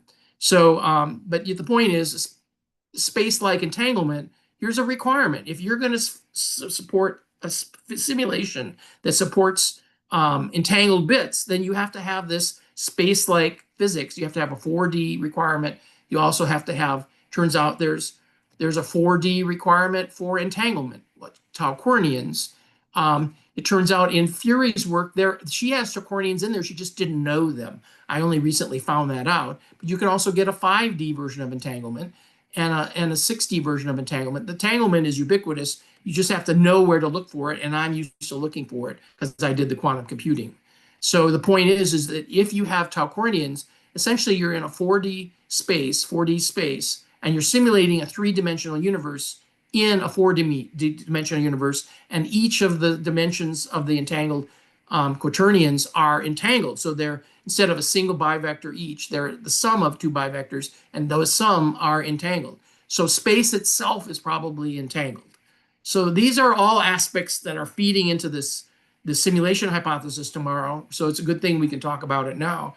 And if you had a model of dark matter and dark energy, you would have to figure out they're probably entangled, and they probably have a different grade. Like in Fury's work, all of the work that she's doing is grade 2 and even grade stuff. Well, if you have odd grade stuff, maybe that's dark matter and dark energy, and it doesn't interact with regular matter that way. So these are all ideas that are coming from the fact that you can look at this from a mathematical representation of what is the mathematical topology beneath everything in the universe. And so far I've shown that I can use hyperbits to represent qubits, e-bits, regular hyperbits, and I also have this thing called anti-hyperbits. If you have A as a hyperbit, you can have I, the complex, the square root of -1i times A. That's an anti-hyperbit because it squares to -1. So now you have +1 and -1 signatures. And so if you have I in front of there, that's what I've been working on the last year, is putting I coefficients, complex coefficients in front of geometric algebra. And now you can do everything that Fury does. And you have hyperbits and anti-hyperbits. You have bivectors and anti-hypervectors, anti-bivectors. You have trivectors and anti-trivectors. You have pseudoscalars and anti-pseudoscalars. There's an I version of all of these things. And if you don't have geometric algebra objects, it's a hell of a thing to try to represent this in the Hilbert space math for it. It's just a lot harder to do that. So these are all the things that I'm leading to. This is the version. This is a symbolic way I represent entanglement. Think of it as something that acts like a bit, but it's a 2-dimensional thing, and it still acts with a rotation like a single qubit. So here's why I use the term cloud, because these hyperbits literally are clouds of mathematical topologies, and they're space-like and wave-like. I mean, I use the slinky model. If you have a slinky, you're looking at it as its structure, but as soon as you put it on a stairwell, in a staircase, and it's going down, it has a behavior in time, okay, then you can see that the structure turns into the time behavior. Well, that's what taking e to the some power does if you have a multivector or even a regular matrix math. E to the some power of something is equal to its time behavior. Well, I've been spending a lot of time thinking about that, and it turns out nilpotents fall into that easily, and you can see the time behavior of a nilpotent is literally a trine where it's a cubed root of 1. So these are all things that you can look at now using this mathematical domain. So so first of all, you have no, if you have a hyperbit cloud, first of all, you have to have no software and no OS. So only topology drives behavior, and it's built-in operating system with maximum concurrency. The measurement operators are non-invertible and irreversible.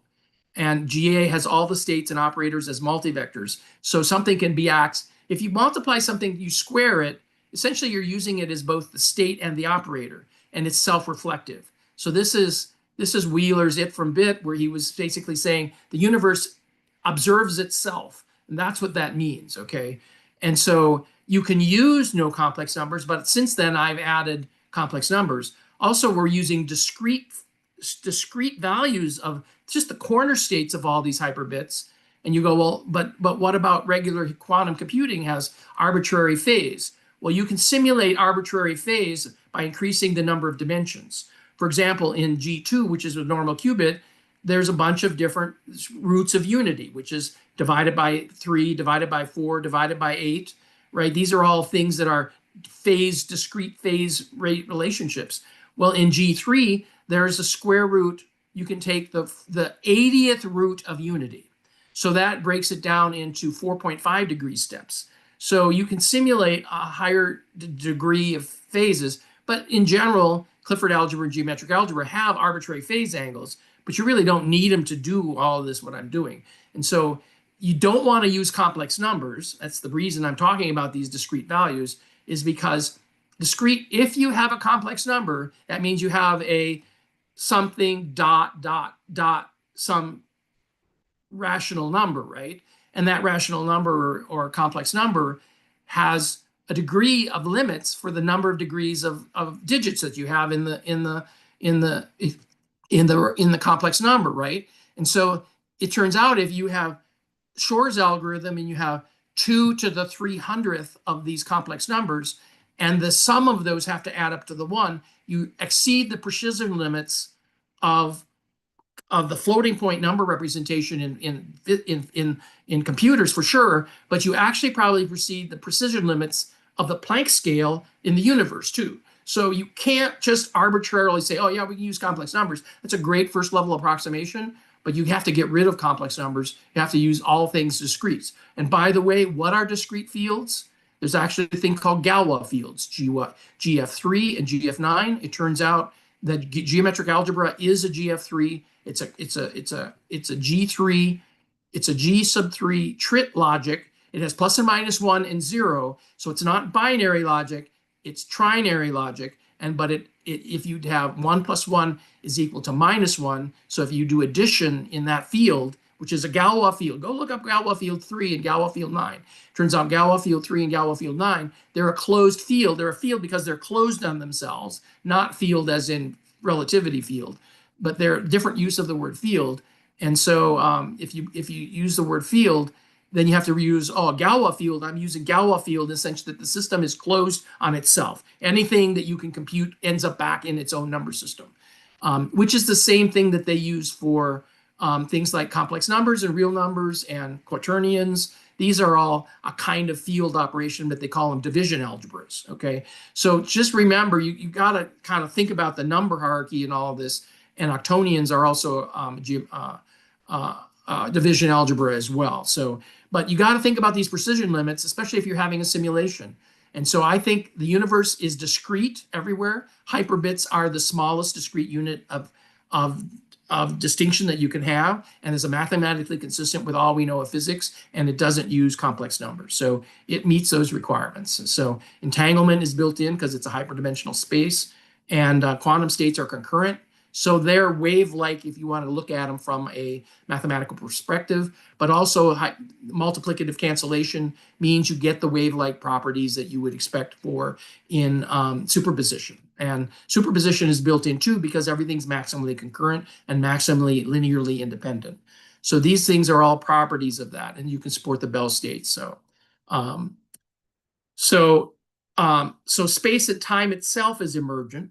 So, most people think, oh yeah, here's quantum field theory, but quantum field theory is just a mathematical structure as well, with these little blips floating around in the quantum fields, right? Well, it turns out that, Nicole Fury basically says, well, here I have a mathematical structure for what this structure looks like. And it's in a 6-dimensional CL6, and we're going to talk about CL6 tomorrow. And the CL6 turns out is the base element. CL6, if you take a pseudoscalar from that and you square it, you get +1, which is the same as my hyperbit definition. So think of it as a fat hyperbit in 6 dimensions that acts like a single hyperbit. And I call that a Bekenstein bit. Black holes are made of Bekenstein bits. So are all the particles of the normal standard model and fermions are also C6, and the increment to a black hole is also a Beck bit. Is a Beck bit is this. So Beck bit, 6-dimensional substructure, is the basis for all of physics for black holes, fermions, and qubits. You can form, by the way, a commutative version of a Beck bit is a commutative version of a bit instead of an anti-commutative version of the bit that we normally think of. So these are all important things. So if you have complex quaternions, you can do Lorentz transformations. And I've added quaternions and then add I to those, and you get the complex quaternions. You can get all the Lorentz invariants. So these are all mathematical domain subjects that are related to simulation hypothesis, but it shows up in the black hole mechanics paper that I'm giving tomorrow as well. So it's a good thing that we've been talking about this, so you guys have sort of a introduction to all of the technology stack that goes into when I'm talking about simulation hypothesis. I mean that I've really done the work. So just realize that. So, you also have, with these called metric spaces versus quantum non-metric spaces. I probably won't go into this because it's probably, we could go into it. But like, where's the speed of light? The speed of light is like a constant, right? Well, it turns out there's other things that in our high dimensional spaces, which are what's called standard distance. That's going to show up in the talk tomorrow as well, in the black hole talk. It turns out randomly generated points in a space of n dimension, their corners, are square root of n over 6 if you're inside the space. If you're looking at the corners, is square root of n over 2. This is binomial distribution. And random points on a high dimensional cube are square root of n over 2 away from each other. And so this is called standard distance. You can use it like a measuring stick for randomness. And anything smaller than that is less than random. So now you have a tool to start looking at entropy. And I have a whole nother talk that I was working on about entropy, and it comes out of quantum computing, but it all has to do with binomial. Hyperbits are binomial by definition. So you can build all the binomial. Pascal's triangle comes out of this. And so all of this is related to, and by the way, your bit information, energy, mass, information stuff, I actually give the formula for that tomorrow. It turns out 1 bit is equivalent to a 1/9th of a Planck mass. So when you put it in Planck mass, then it makes more sense. If you put it in kilograms, it doesn't make any sense. So just realize that that's what's going on. So that time dilation, you have to have time and space emergent. And so when you have something that's outside of time, like I did with the concurrency here with the plus, Hilbert space does the same thing, by the way. So don't think I'm doing something here special just for geometric algebra. Hilbert space has to have the same plus. Otherwise, if the plus was relativistic as you were going at the speed of light, then the plus would no longer be plus and you would break apart. So so that's not true either. But increasing complexity is the key. So let's say you had a space that was this big. And then later on, you say, okay, I'm going to grow to the number of dimensions. So this is the number of dimensions increasing. And then finally, you increase the dimensions even more. So increasing the number of dimensions, you can have infinite intelligence because, by the way, these dimensions are not in a space-time metric. So you can add them arbitrarily and you can get what I would call infinite intelligence. And the universe as a whole is infinite intelligence. And it has to have a representation for that information that is intelligent and topologically automatically bootstraps itself. And you can do all of that. And by the way, these dimensions that I showed you before, they come from the void. This is called laws of form, and I figured out how to bootstrap dimensions from nothing. So if you start with the laws of form, you start out with the void, you can create not only numbers, but you can create mathematical domains, but you can also create hyperbits from that. That's another talk that I've been working on. So I could talk about transcendent experiences. I think I've talked to you guys a little bit about that before. That's probably not appropriate for this thing. But you basically, anytime you have information that's available, that's not available in a classical or even quantum sense, that you have to have a hyperdimensional model for simulating that. And that includes things like even E-bits.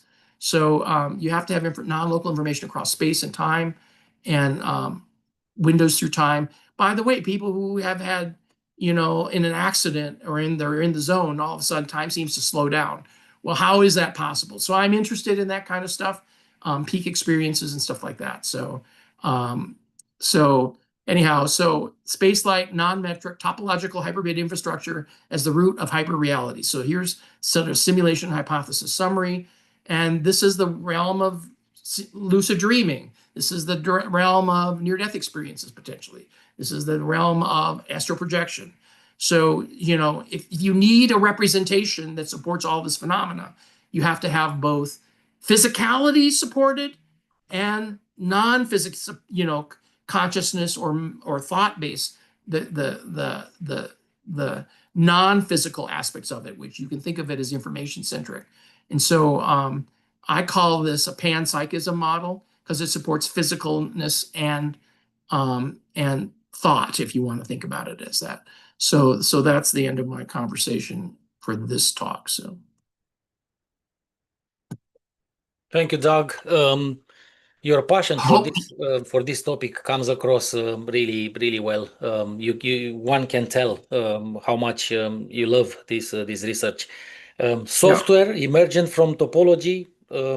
You cannot believe how true is this. There is a video I put on our channel and a small newsletter in IPI Letters about the connectome research. You know, with the fruit fly. There was no software there. There was no learning, no training, no nothing. They just loaded the topology of the brain, you know, all the connections and everything. And in a simulated space, the fly started to behave like a real one. So there was no software written, no nothing. It's just unbelievable. And this is actually true. You watch that video. Electrons. How do electrons know how to behave? Yeah, exactly. So I noticed one of our speakers joined the Marcienne. Oh, cool. He was. Super. Let me see. Yeah, we haven't. So let me just make Marcienne co-host. Okay. Hi, Marcienne. So anyhow, hopefully this was useful. And it was useful. I don't think we have time for questions. It was fascinating stuff. It's amazing stuff. This your research is really advanced, and that $1 million grant. You are big. You met Landauer.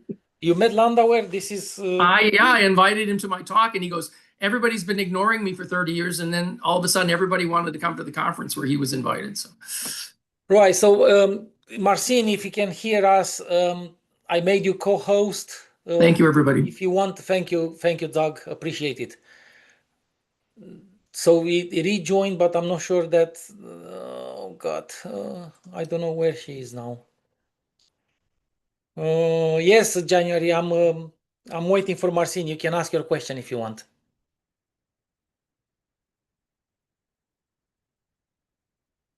Unmute yourself. There you go. Yeah, I see Marcienne on there. Yeah. Yeah. Well, but she's not there. She joined the meeting, but not. Yeah. Hi, Can Marcienne. you hear me? We have Marcienne now. Hi, Marcienne. I can speak. Yes. That we've been waiting for you. So, do you plan to share some presentation, or you speak just using the camera? What's your plan? I am sorry, but I don't understand very well. But I can share my first. I have a problem with my computer. Right. I think so. You don't have a digital presentation. You don't have a PowerPoint file you can share. That's okay. You can just verbally use the camera and read from your notes. We can run this in a different way. It's not a problem. Ready when you're ready. You see the presentation. Let's see.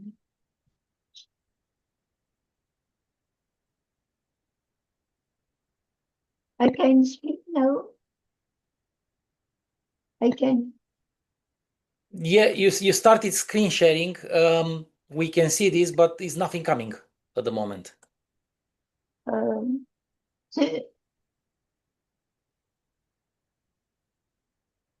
The presentation, you can see the presentation. Yeah, now we can see it. Okay. I begin to Yeah, presentation. you can begin your presentation. We are ready ready for you. Thank you so much. Okay. Questioning the meaning and nature of the universe and the living world calls on all the existing fields of research. Also, the answer to this physical question have not been provided in 3rd century. Their description is constantly updated with the various discoveries that are gradually transforming the way humans look at their environment. We are referring here to the consciousness of the human integrated into the world of the real and experienced as such, and not the consciousness whose normative filter, born of various beliefs, subtracts the most recent scientific advances. Questioning oneself on the meaning of life with, in the mirror, that of death, resonates with the observation and understanding of the functioning of the units of the living world, of which the different species within the framework of the animal world and the multiple varieties in the vegetal are its material representation. And it is from the language tool in human beings that this question arose. In the 10th factor, through its unfolding, is at the origin of entropy, disorganization, and negentropy organization. The basic structure of the object of the real are related to a programming taking its source from the different atoms composing them.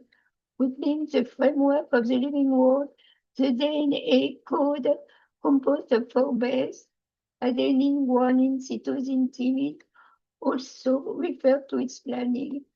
The organization of this quaternary system echoes the binary system used in computer science, whose registration in the form of algorithm is at the origin of the various existing computer programs. It is from the connection between the binary system and the quaternary system that this one was born, asking whether every unit of the living world is only the result of a given programming. What about the human being? Are they a robot participating in the living world of consciousness inscribed in biological habitat? Would the language that is specific to us not allow us to decode existing forms of reality, but we are not directly accessible to us?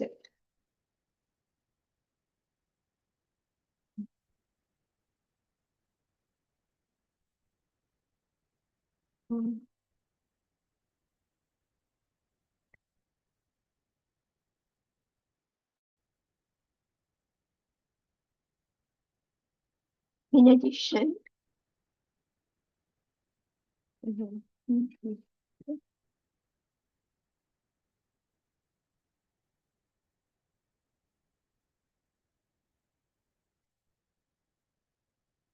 I'm sorry.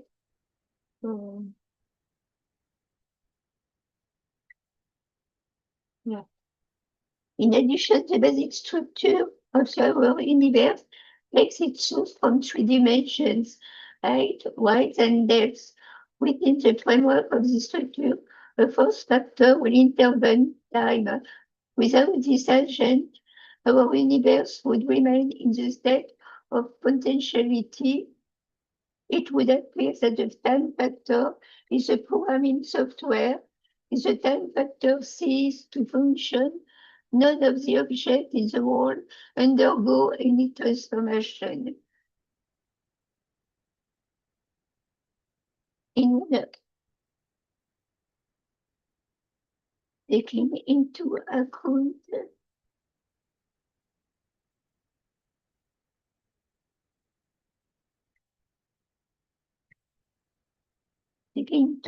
the lifespan of a given species shows that upstream there would be a form of programming. Each category belonging to the living kingdom has a programmer lifespan. For the eagle, it will be around 30 years. The eel, 80 years. The human being, 123 years. Lincoln, 1,000 years. The time factor is very much like software, the activation of which would trigger the pre-establishment programming. This is the case with the genetic code, which is part of the microstructure and cannot scale. Relating the genetic code to computer code is a somewhat unusual approach, but if we analyze the functioning of quaternary genetic code and binary computer code, we find a similarity in their procedure.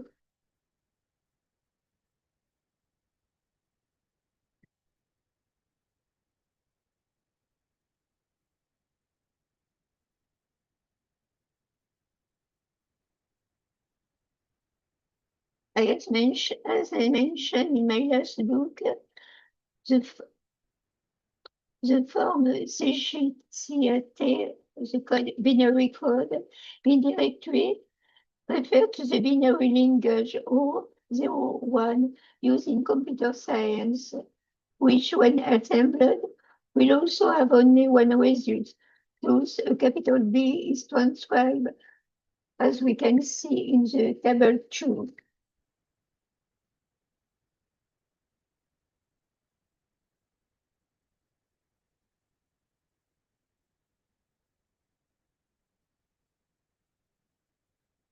In the table 3 below presents some example of chromosomal diversity in the living world.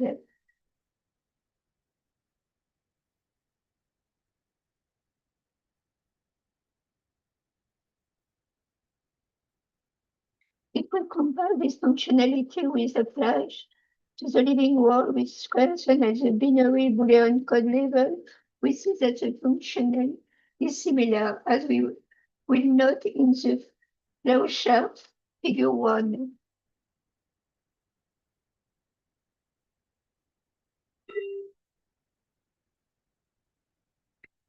The connection between genetic code and computer code is certainly theoretical in nature, but metagenesis is one of its manifestations, as I specified in my last book. Furthermore, advances in genetics have enabled us to decode a large part of its structure and rewrite them in another form. This modification refer to coalescence. This is the case with living tiger lions. This is metagenesis, which can be natural or artificial. This indirectly echoes the modification of computer program, the result of which will differ. This particular approach indirectly echoes biomimicry, in which most of the artifacts created by Homo sapiens originated from direct observation of their environment, such as the flight of birds, which led to the creation of airplanes.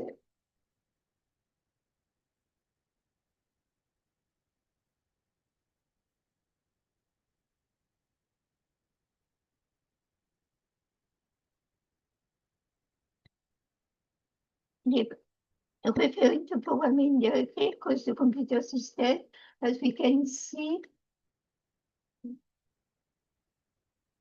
in the presentation of this algorithm, we will illustrate this with the components that make up the water molecule and table salt, both of which are essential nutrients in the living world.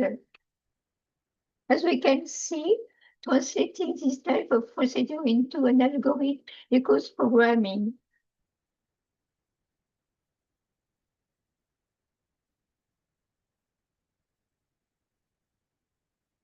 Strategy originating from parameters related to survival and we apply at the insect level. While articulated language is a characteristic specific to the Homo sapiens species, according to Dissal, as he told, language has the remarkable feature of being a digital code from the Latin digitus finger. This code covers different types of communication, not verbal,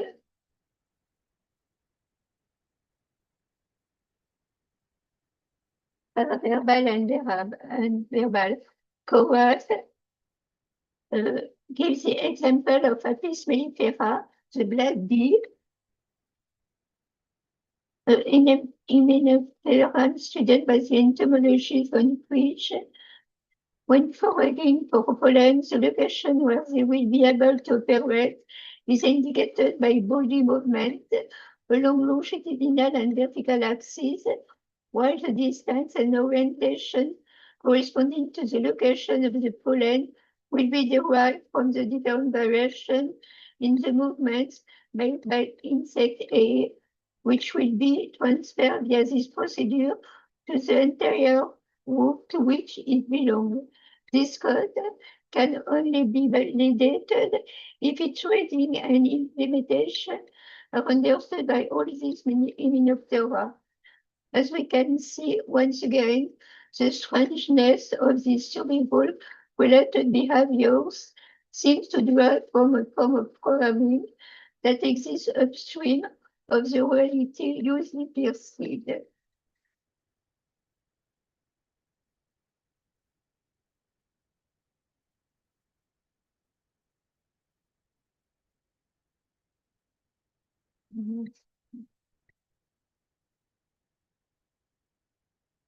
Now we speak about tactics in the plant paradigm derived from a pre-programmed structure.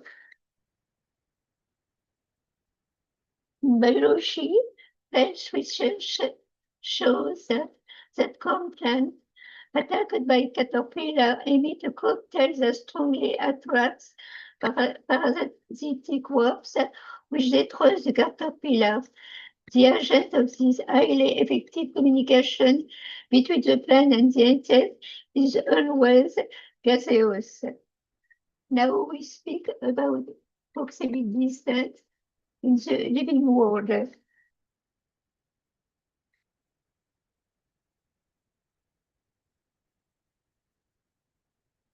This is the case with the fear experienced by a zebra when it's close to or far from a potential predator. And we retrieve the same comportment in the human beings. What about proximate distance in humans? In relation to this procedure, all stipulates that they are classified as follows: intimate distance, personal distance, social distance, and finally public distance. If this analysis refers to one of the parameters of survival, playing the role of predator, but also protecting oneself from it, how it's distributed among Homo sapiens. We can see in this example.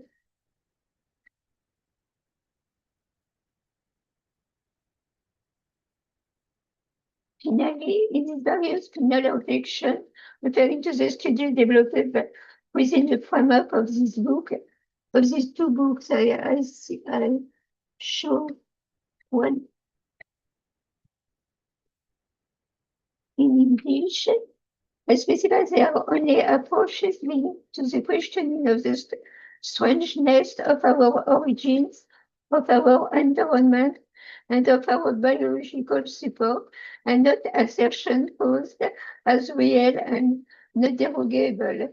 If the different algorithms I have created show a form of programming existing upstream of what is possible to us, the answer provided are only unverified hypotheses, but can open up other fields of reflection.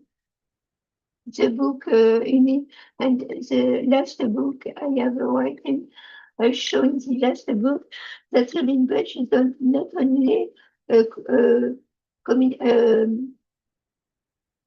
communication only, but we can decode the reality indirectly by a metaphor. I show different examples about that in this book. Finally,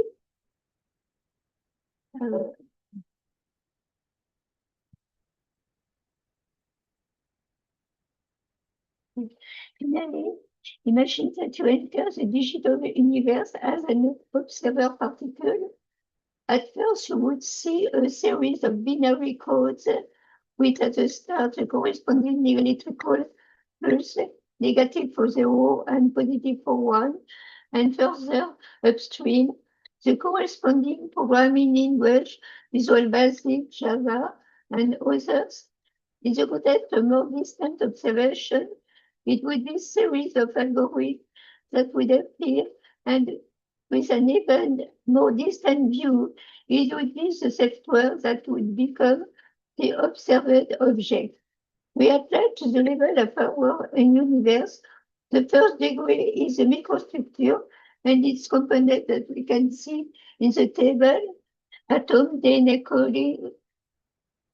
Second degree is the activation of biological program, choice of genetic code or informative code. And the third degree corresponds to the biological realization and programs. Strangeness, born of chance, programming made from a sophisticated computer system whose potentialities are infinite and whose realization is limited in time and space. Perhaps a more eccentric vision of our universe as a whole, another dimension, would allow us to understand the aporia. Many questions without appropriate answer, if they can ever be answered. Thank you. Marcienne, thank you very much for this effort. I have to clarify that Marcienne submitted an abstract with affiliation to one Canadian university. So I assumed she's based in Canada. This is why the slot for her presentation was so late, because obviously is daytime in Canada now. But it turns out she is based in France actually, or Belgium. And so obviously a huge effort is 11 p.m. Local time, past 11 p.m. So my apologies. It was a misunderstanding initially based on your affiliation. I didn't realize you're actually based in Europe. So thank you so much for this effort. All I wanted to say is that at some point in one of your tables, you allocated to the genomic letters 8 bits. So the full byte representation for each character. Perhaps demonstrating how you can use binary code to express the entire genome. But this is not the most economical way to do it. So another way to do it is to actually have the 4 characters, ACTG. If you use Shannon information theory, they can both be represented in the most optimal way as 2 bits. So is log base 2 of 4, it gives you 2. So that means each nucleotide is either 00, 01, 10, 11. So you can have 2 bits instead of a byte, 8 bits, representing the characters in the genome. And if you do this, you can have the whole genome simplified in binary code, but less bits, the most optimal way, less bits to represent the genome than using bytes. I'm not saying it's not possible to do the way you showed. It's not the most economical way. Let me open the participants' microphones, unmute and video. If anybody has any questions for Marcienne, please, you should be able to use your microphone now. Thank you, Marcienne. Thank you for this presentation and the effort.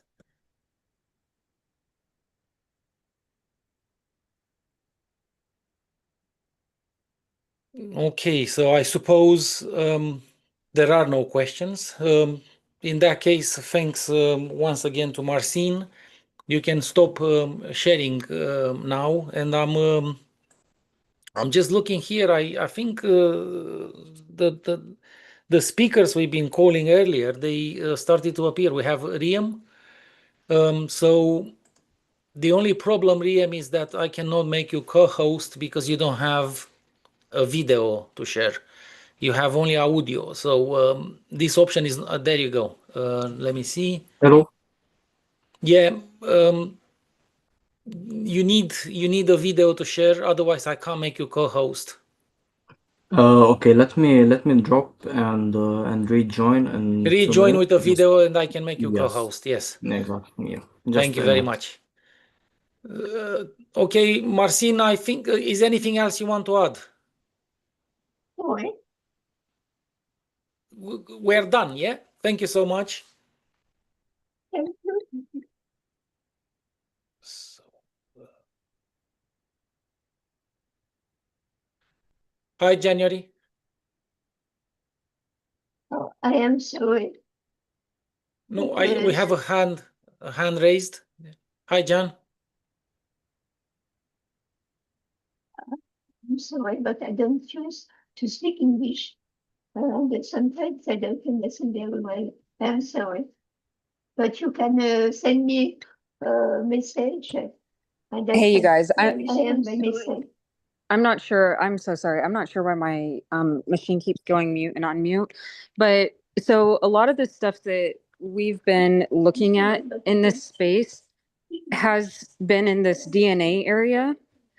Where can people find your information besides in the books? Because we have the books pulled up, but there's some questions about like papers. You are asking this to Marcienne, yeah? Yeah, sorry. This was Marcienne, and then there was a lot of like kudos and appreciation for her as well. So Marcienne, appreciated the books. People have seen your books. Do you have any publications you can point audience to look at your work? My books?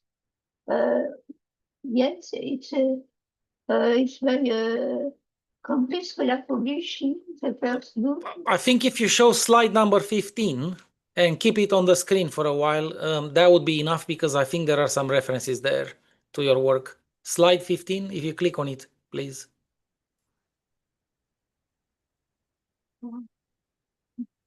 Is the slide before the thank you slide? Not the last one, the one before the last one. Number 15. I will send you some information about my books. I'm sorry, but as I told you, I don't choose to speak English by oral, so I don't understand really what you are telling me. Okay, no worries. So, Jan, I think in the recording, this slide 15 appears at some point. Someone can just hit pause and you get access to all the references. I think that's a way out. Thank you so much. Thank you. So let me see. Riam. No, Riam, you are still audio only. Oh yeah. No. You are still audio only, Riam. So I can't make you co-host. I don't know what the issue is. I already enabled the video, but it's still not showing. Any idea why? Do you have any knowledge about this? No. Yeah, you.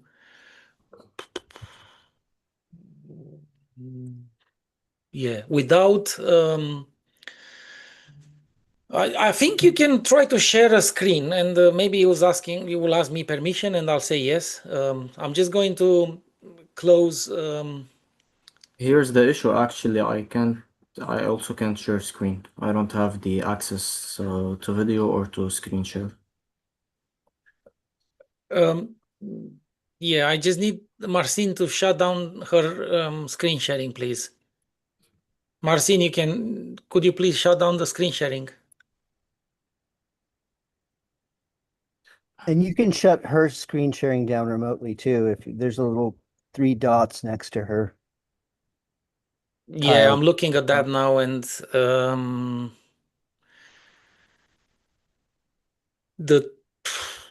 I can remove her, but I can't. I can mute, stop the video. There you go.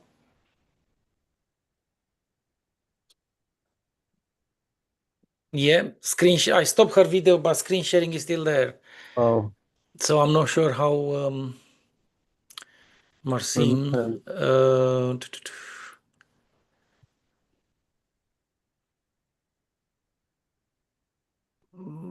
I'm not sure if Marcienne, if you can hear me, can you please stop sharing the screen? I can't turn it off from my end.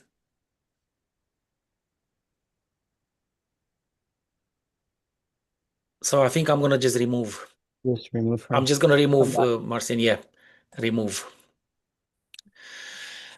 So Riam, there is no camera. I can't make you co-host. The only option is to try to share screen, and if I get an invitation to accept that, I'll allow this. Is no other. I don't have the option to share screen, but I've sent you my presentation by email if it's possible that you share from your side. Let me see if I can locate it. I just sent it right now. So.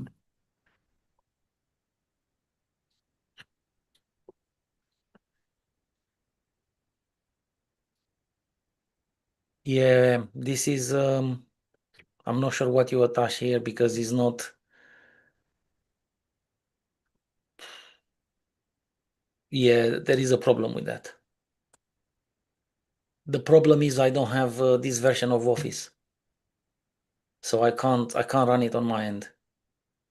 Okay, give me just a minute. I can share it in PDF if that's okay with you. PDF is good, yeah. Yes, just a second.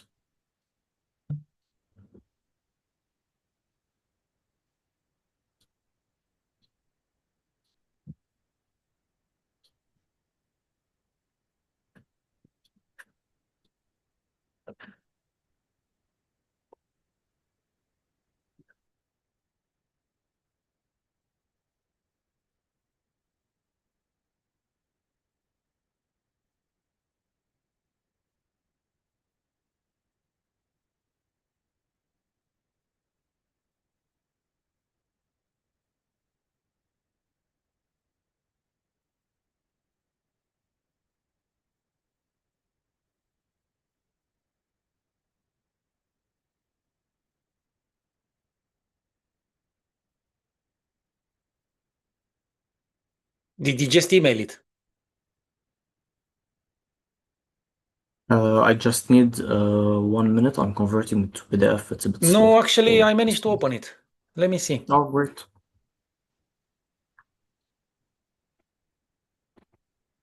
Let me see. Yeah, I have 8 slides here. I'm just wondering why you opened. It's yeah, only 1 slide. Sorry. What I can No do, worries. yeah. Just it'll be ready in a second.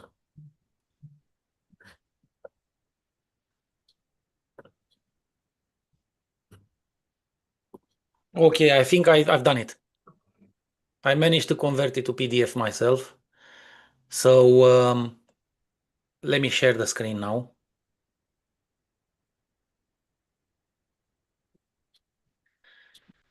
Where is it?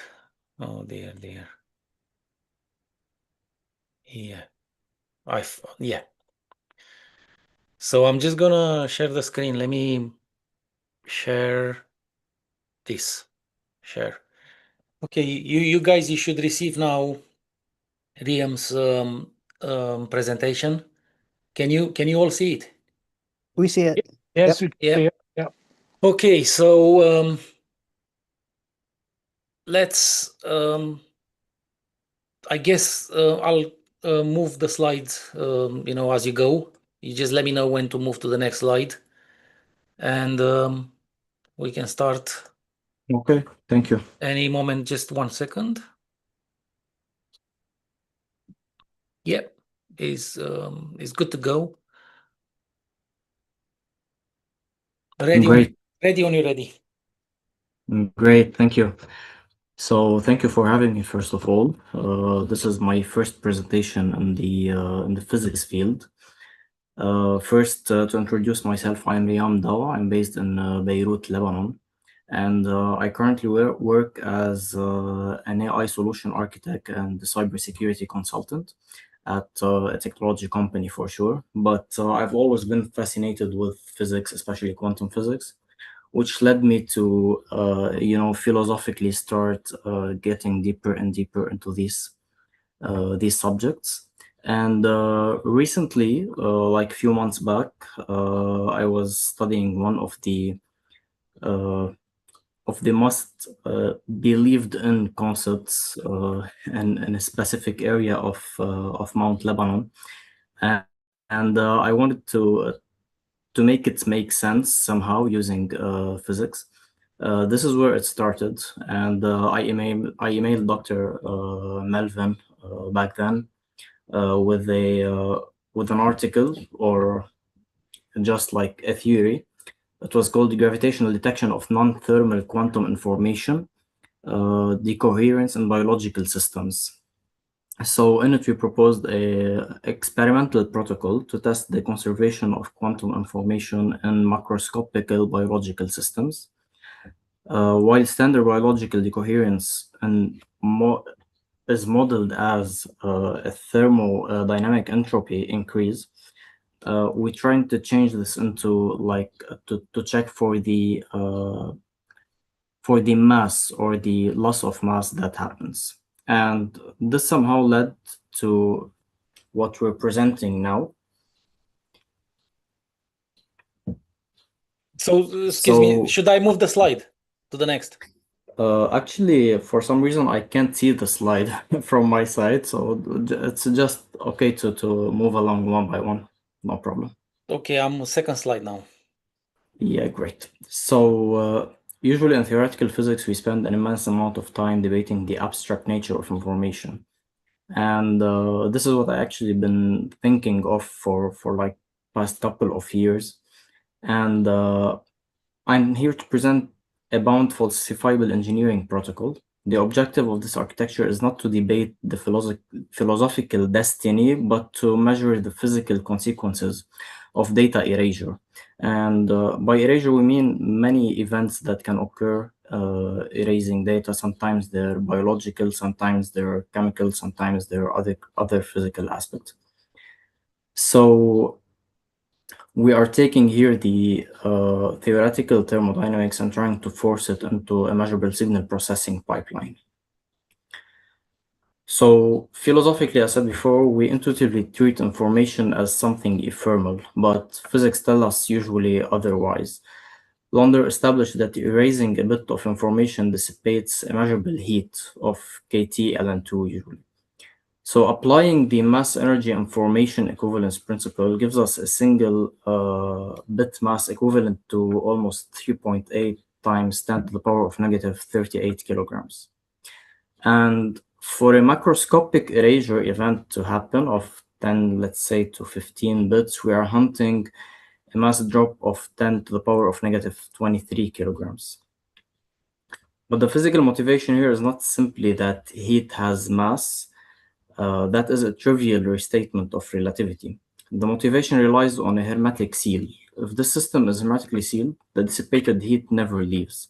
So it's like the information equivalence. Classically, local energy conservation dictates the mass should stay put, and our difference of mass should strictly be equal to zero. But this experiment is trying to engineer a test for a deviation from that expectation during the exact moment of macroscopic decoherence. If you can move to slide 3, please. Yeah, I'm there. So to observe a mass drop of this microscopic scale, the hardware must be flawless, without any noise. Conventional physical sensors are blinded by environmental noise. Therefore, using levitated optomechanics as a physical canvas, we suspend a silicon nanoparticle in a highly vacuum optical trap to remove all mechanical tethering. By dropping the environment to cryogenic temperatures, we force the thermal noise floor down to its absolute physical minimum. This way, the nanoparticle acts as an ultra-sensitive force detector. When the erasure event occurs, the mass drop generally generates a highly specific frequency shift, a transient signature in the motion of the levitated particle. However, even in these circumstances, that signature is buried in random thermal fluctuations. The hardware cannot solve this alone. The physical sensor is merely the receiver extracting what is fundamentally a system architecture problem. So if you can please move to slide, I think 4 or 5 now. I am on slide software extractor now. Slide 4. Yeah. Yes, great. So since the mass drop will not cause any momentum kick, it alters the mass ratio, resulting in sudden frequency shift. And this is what we're trying to capture. To capture this, we need to rely on a strict physical timescale separation. The spin phonon coupling rate is maybe 4 to 6 order of magnitude slower than the decoherence rate. So this is physically separable from the thermal expansion. And to extract it, we need to use a matched filter against the expected function template. Because matched filtering is I think it's the ultimate way to get to delete the thermal noise. And in this case, levitated optomechanics is plagued by the non-Gaussian contamination, cosmic rays, rare residual gas collisions, and laser phase glitches. Within the narrow time window flagged by phase 1, we deployed RANSAC. So RANSAC does not treat the overall thermal background as an outlier. Rather, it takes the flagged data subset, fits the specific frequency shift trajectory model, and aggressively rejects all the instrumental artifacts which can verify the detection significance.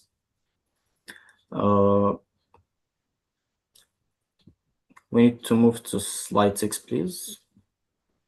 Slide 5. The extraction pipeline. Yeah, just one if second. you want, I'll move next. If you want, I'll move to the next. Yeah, just 1 second so I can check it from my side.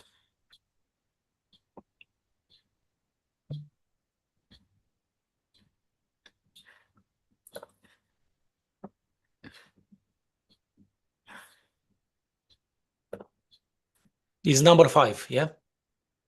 5 of 8? Yes, so if you can please move to slide 6. Okay. I am on slide 6 now. Yeah, so this is somehow a fast presentation, not getting into much details. Yeah. But so the boundaries of this protocol we're trying to execute is a strict localized measurement of the frequency shift. And the architecture is built symmetric falsifiability. If the experiment yields a null result, if the mass remains strictly conserved within the hermetic seal, we cleanly bound the framework of the MEIEP at the tested scale and eliminates macroscopic mechanical transients as a byproduct of decoherence. If we yield a positive result, we capture a transient and provide direct empirical motivation for information mass equivalence. We are not mapping global wave functions, but we are testing a single falsifiable physical boundary. And that's about it, mainly. Okay, we're still working on the math, on the trying to do some Python codes to simulate everything we're trying to say, and that's about it. Cool, thank you, Riam. So you said Lebanon, so that must be what, 1 a.m. for you, or what's the time there now? Yeah, it's actually past midnight now. It's like 12:30. 12:30. Wow. So yeah, thank you for the effort, and yeah, much appreciated. So I was just wondering, Where do you plan to run this experiment, or you just think about the design and then maybe hope somebody's gonna pick it up and do it, or do you plan to do this yourself, or how? What's the action plan? Because I, I work in AI and technology, because here in Lebanon we don't have much capabilities to go 100% in a physics trajectory for a career, and I don't really have much here to be able to test this. So what I was doing is doing some simulations, and hopefully when I get a solid enough numbers from the simulations and calculations, then I can take it to somewhere abroad where someone might be interested in testing this. Sounds like a cool plan. Yeah. Well, yeah. Any questions for our speaker, please? You should be able to use your microphones. Anybody online? Any questions, please? Well, in that case, thank you again, sir. Very much appreciated. I know how late is there. Thanks for the presentation. And our final speaker, we are actually half an hour late, but Rodney is not here. So I don't think he is going to join at all, because I haven't seen him. We had no questions, but just wanted to say great work. Excellent. Thanks, John. In Thank that you. case, Thank you, everyone. Thank you for this opportunity, and hope we get to meet sometime. Sounds like a good plan. Yes, looking forward to that. And I would like to thank everyone. We're going to close this session number 4. I'll see you all tomorrow at 5 p.m. if you wish to join the next set of presentations, including the keynote lecture tomorrow at 5 p.m. and then the panel at 10 p.m. UK time tomorrow, the simulation theory panel. All the best. Good evening, everyone, and or good afternoon, depending where you are. Good morning. Thank you. Thank you. Thanks. Good night, everybody. Thanks again, Melvin, for the opportunity. God bless, Andrew. Thanks, Melvin.